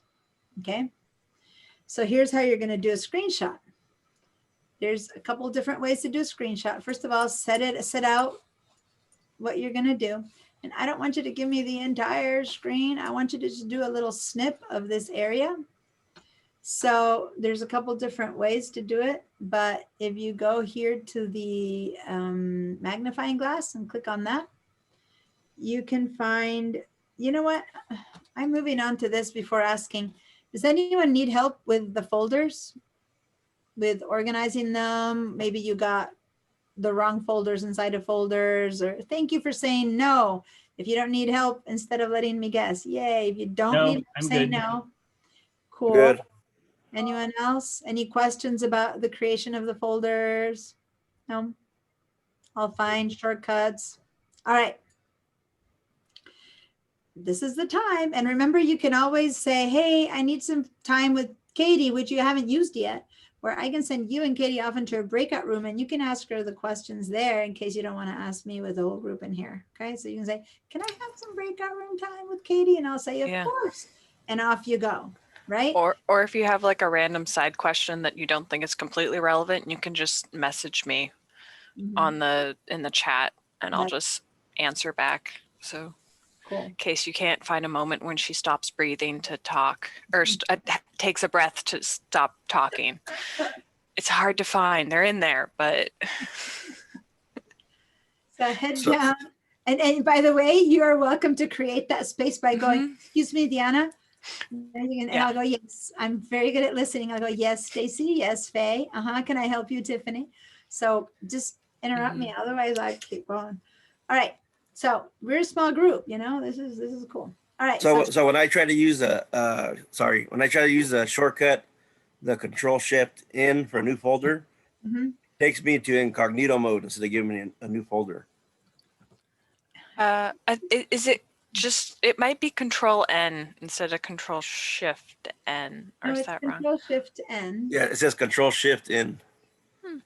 And it did it. See, I just did it. I did a Control-Shift-N. But you know what? Shortcuts are kind of interesting creatures. So I've never seen an incognito. I ran into that exact same thing when I tried that. All right. So here's the thing. Here's a couple of things that might have been happening. First of all, make sure you were in your student folder, because it's possible that if you're in another place, since you're in VDI, it might have gone like, no, you can't do this. Okay, hold on. Then the Control-Shift-N is a way to create a new tab in Chrome. So if you were, say, not in this, like if you're out of this, not selecting these windows, you're out here, and you do Control-Shift-N, then, or is it Control-N or Shift-N? One of these gives you. Maybe try, sorry. Yeah, You gotta clicking one of the tabs up at the top. Sorry, I'm good at talking right when you're trying to talk. No, that's fine. But the thing is that the shortcut for the incognito mode is Shift, it's Control, it's Alt. No, it's Control-Shift-N. Yeah, it is. See, but it's a Google thing. See that? New incognito window. Yeah. It's Control-Shift-N. Mm-hmm. Those are the codes for Control-Shift-N. So if you say, like right now, if I'm not in this mode and I go Control, I have the PC Mac, so I have the thing, so I have to look at my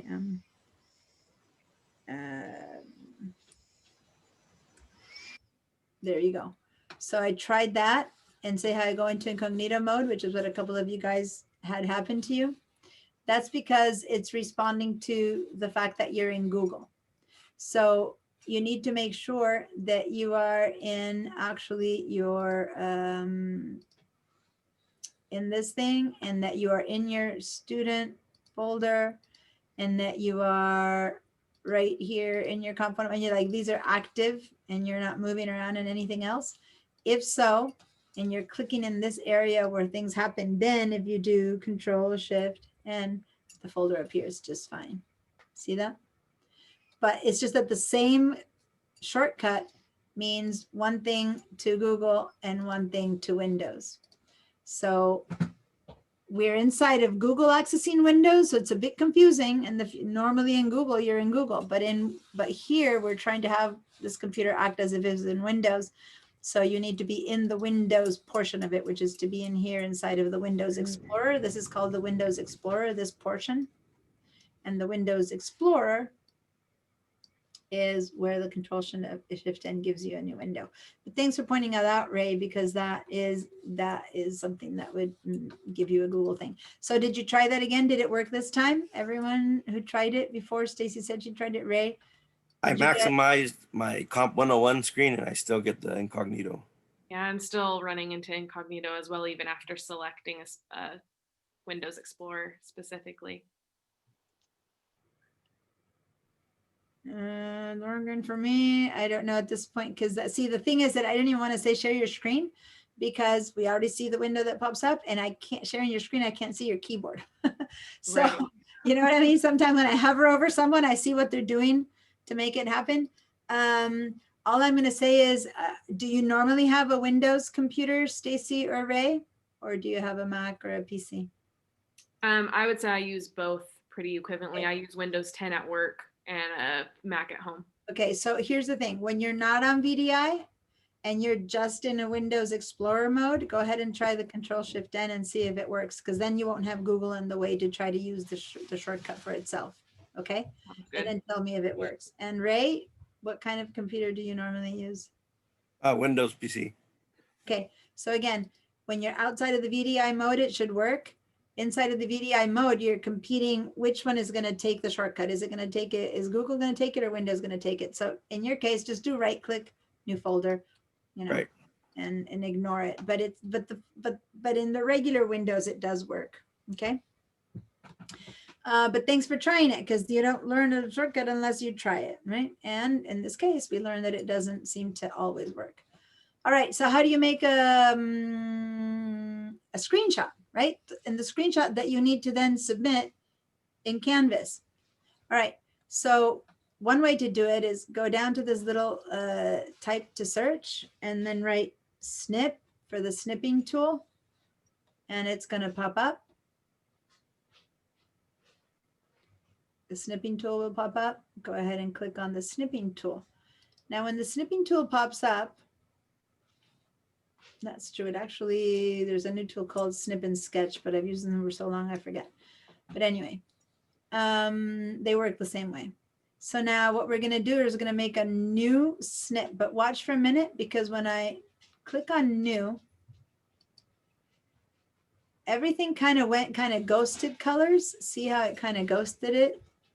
So now it gave me a big crosshairs, and now I'm going to go and click from the top left to the bottom right of what I want, which is all of this, and let go.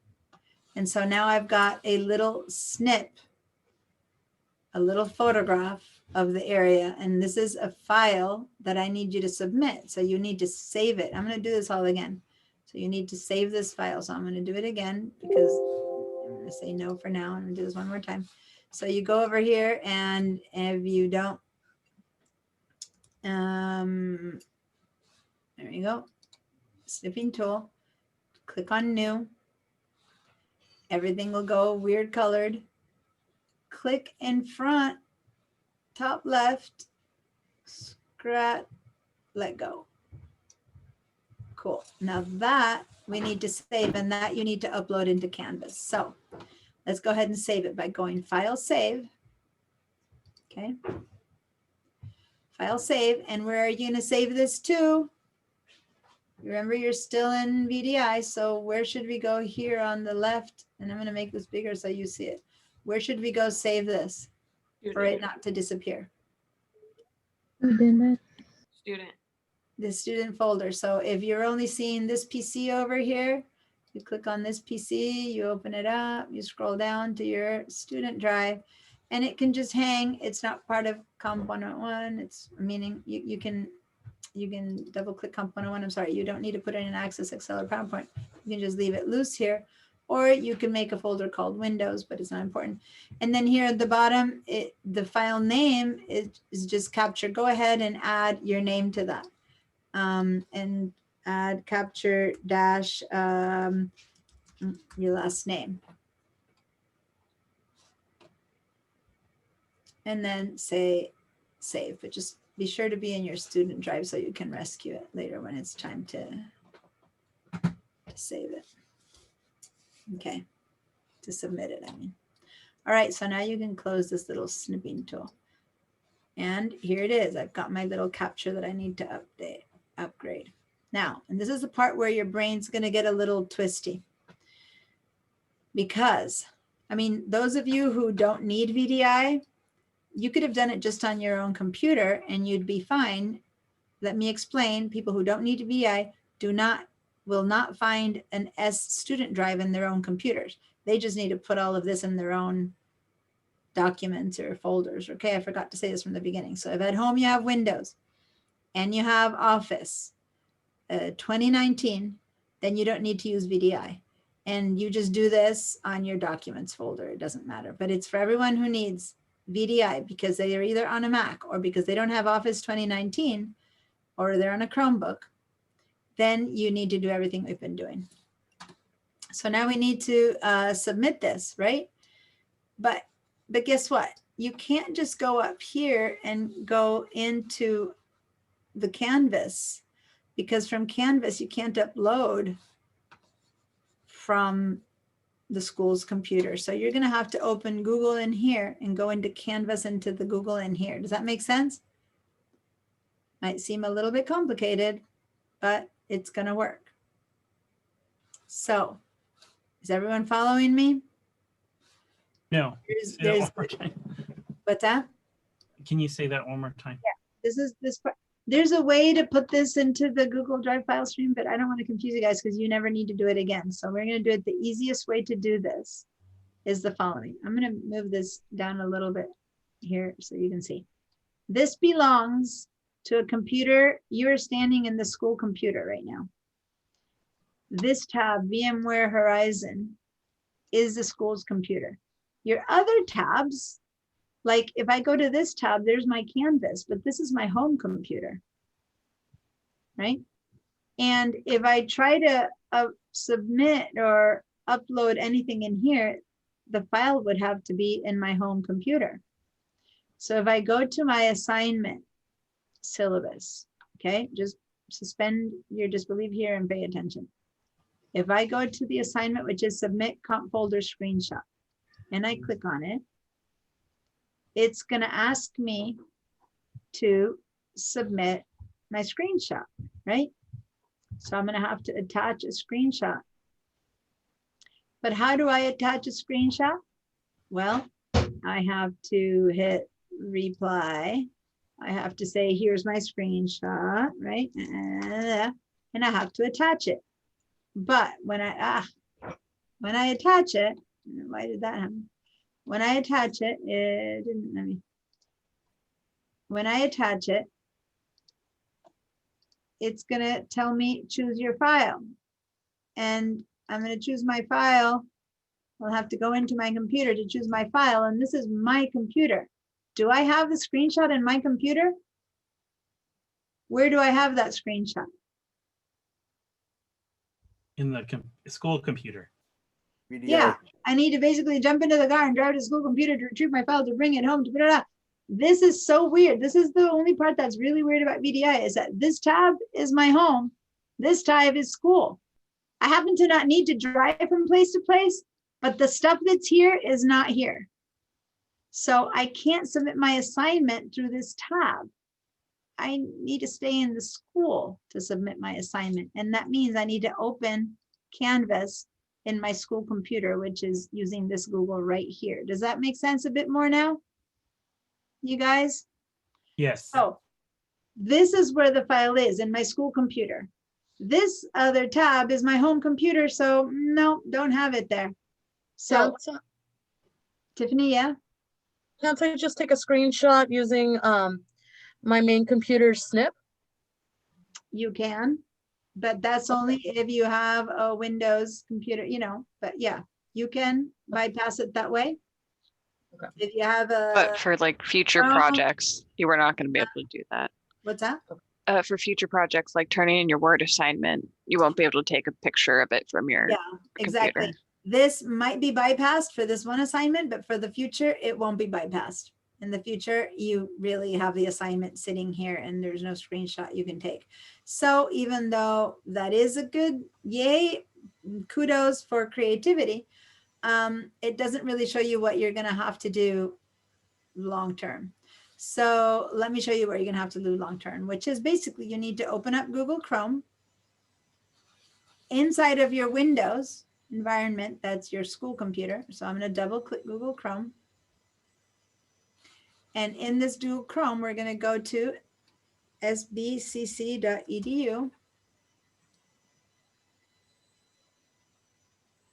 So we're going at school, in the school computer, we're opening up Pipeline. Okay, and this is like one of those Escher kind of pieces where you feel like you're in a world inside of a world inside of a world, right?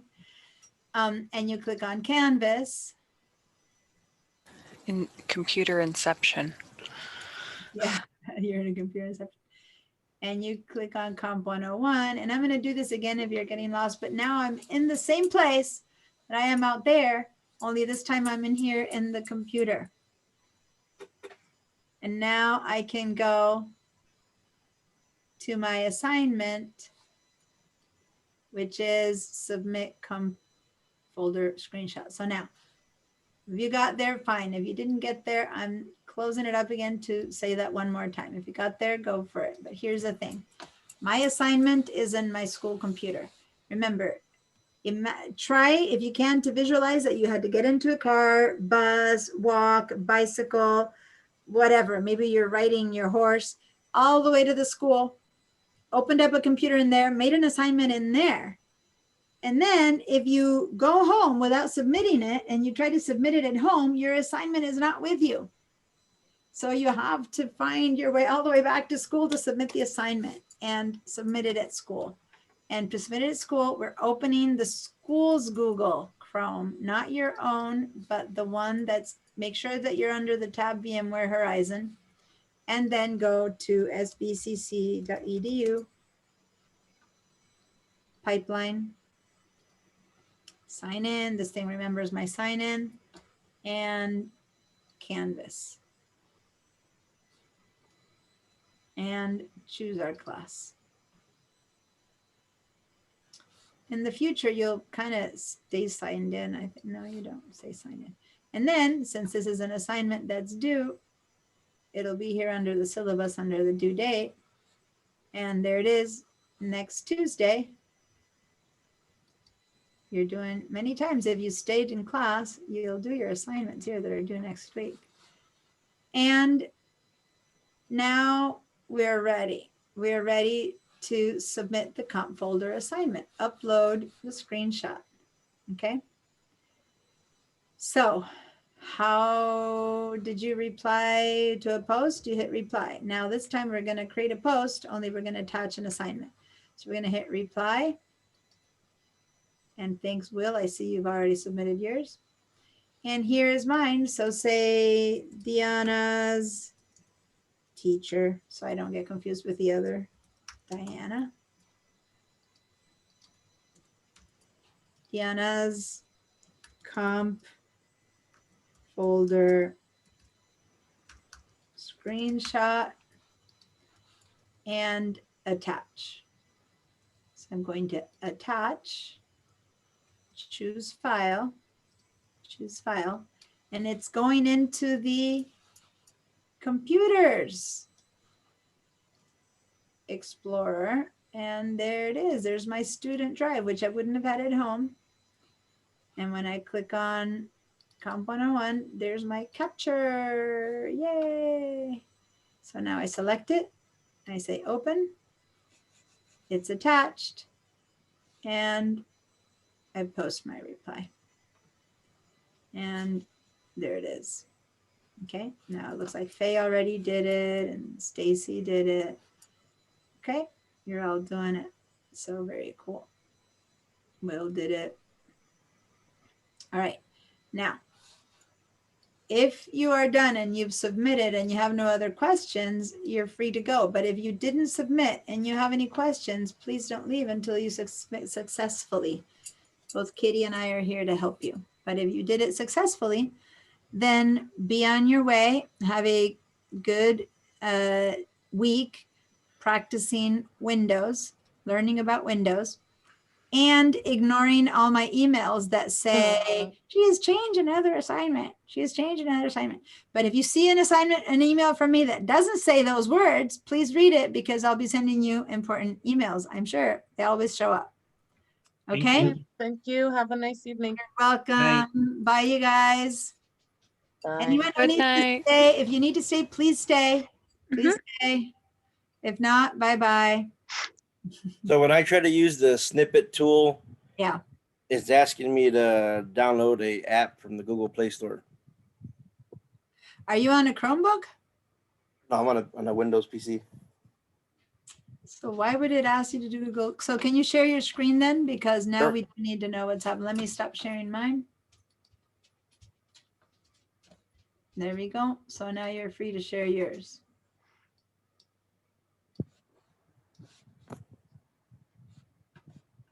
Okay, so click on the snippet tool or snip and fetch, I think it's called now.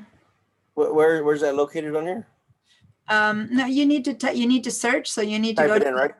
yeah, into that little type, yeah, and write snipping tool. There it is, snipping tool. Click on that. There it is. No, you don't need to. New. It's new. Then it asked me to download. No, there you are. You have an X on your mouse. Yeah, Okay. go and click on the top left. Yeah, go to the top left. Yeah, and scroll down and give me that. And perfect. And now say file save. And while you're at it, once we're done with this, yeah, save as, we can test your shortcut. Okay. I couldn't get that to work for myself either. It kept going to not safe for work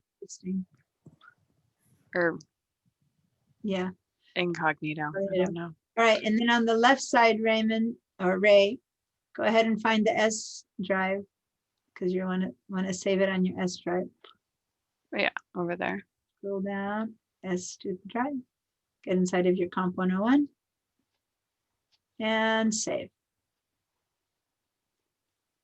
Cool. Now close the snipping tool. We don't need it anymore. And now you need to open your Canvas. I'm not seeing your Google Drive. Where's your? I couldn't close this tab here. What's that tab? It's like Click you have on it. a different window. It's like it's the edge. Yeah, no, close that. Oh. You have a different window. Are you using what browser are you using? Google. Yeah. Somewhere, but he doesn't have the same student desktop that the rest of us have. I know. Go ahead and did you go to personalized or anything? How did you get here? Close this little window that's in front of us because we don't need to see it right now. Well, that one. See that X? It won't close. It won't close. Okay, I think. Go ahead and close the big window, the Windows Explorer white window. Close that one for a minute. We don't need that anymore. No, the one that you're in, yeah, that one. Go to the X on the top right of that window and close it. Trying to see what's happening. You're in a different window than the rest. Hit complete setup. Well, there it says personalized. And then hit the X up at the top. Okay. So I don't know. VMware. So you need to go back to sign into VMware again and see why it closed. And now you might be able to close this. Wait. Okay. So wait, give me a minute. You have your internet open inside your VMware that is Internet Explorer or Edge. So over to the right, there are a couple X's. You want to hit the second one down. All the way to the right. Up at the top. Top right. Don't tap the top, not the top back. Now go to the very top right of the gray. Yeah. Yeah, that one. Yeah, hit that one. Okay. Now open Google Chrome inside here. Wait. So you understand what happened? Okay. See down at the very bottom, see the little wave of the Edge thing? That you had opened that. And so you were in a new browser.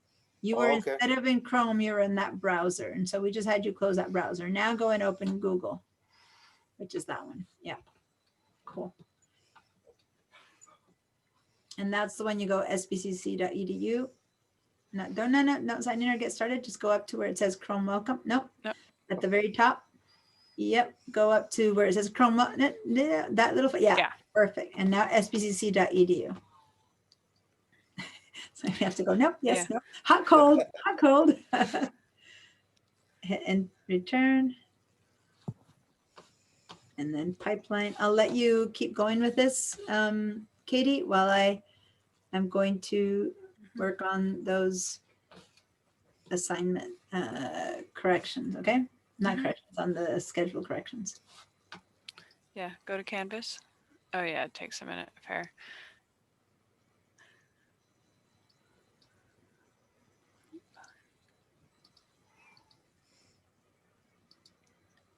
I think oh yeah, you're good.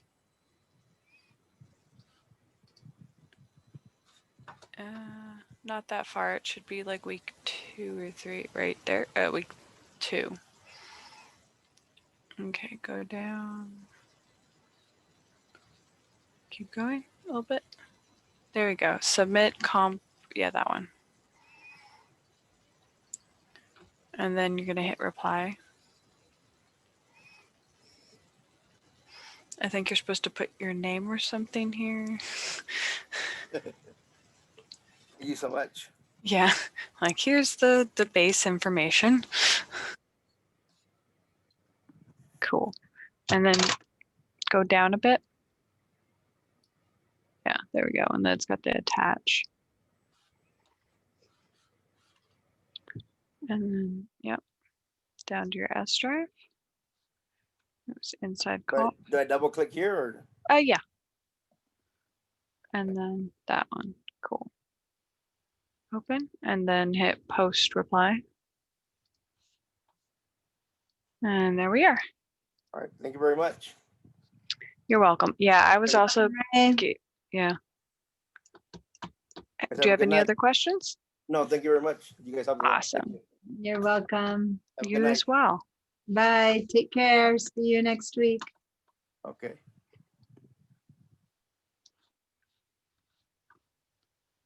All right. We overrode each other.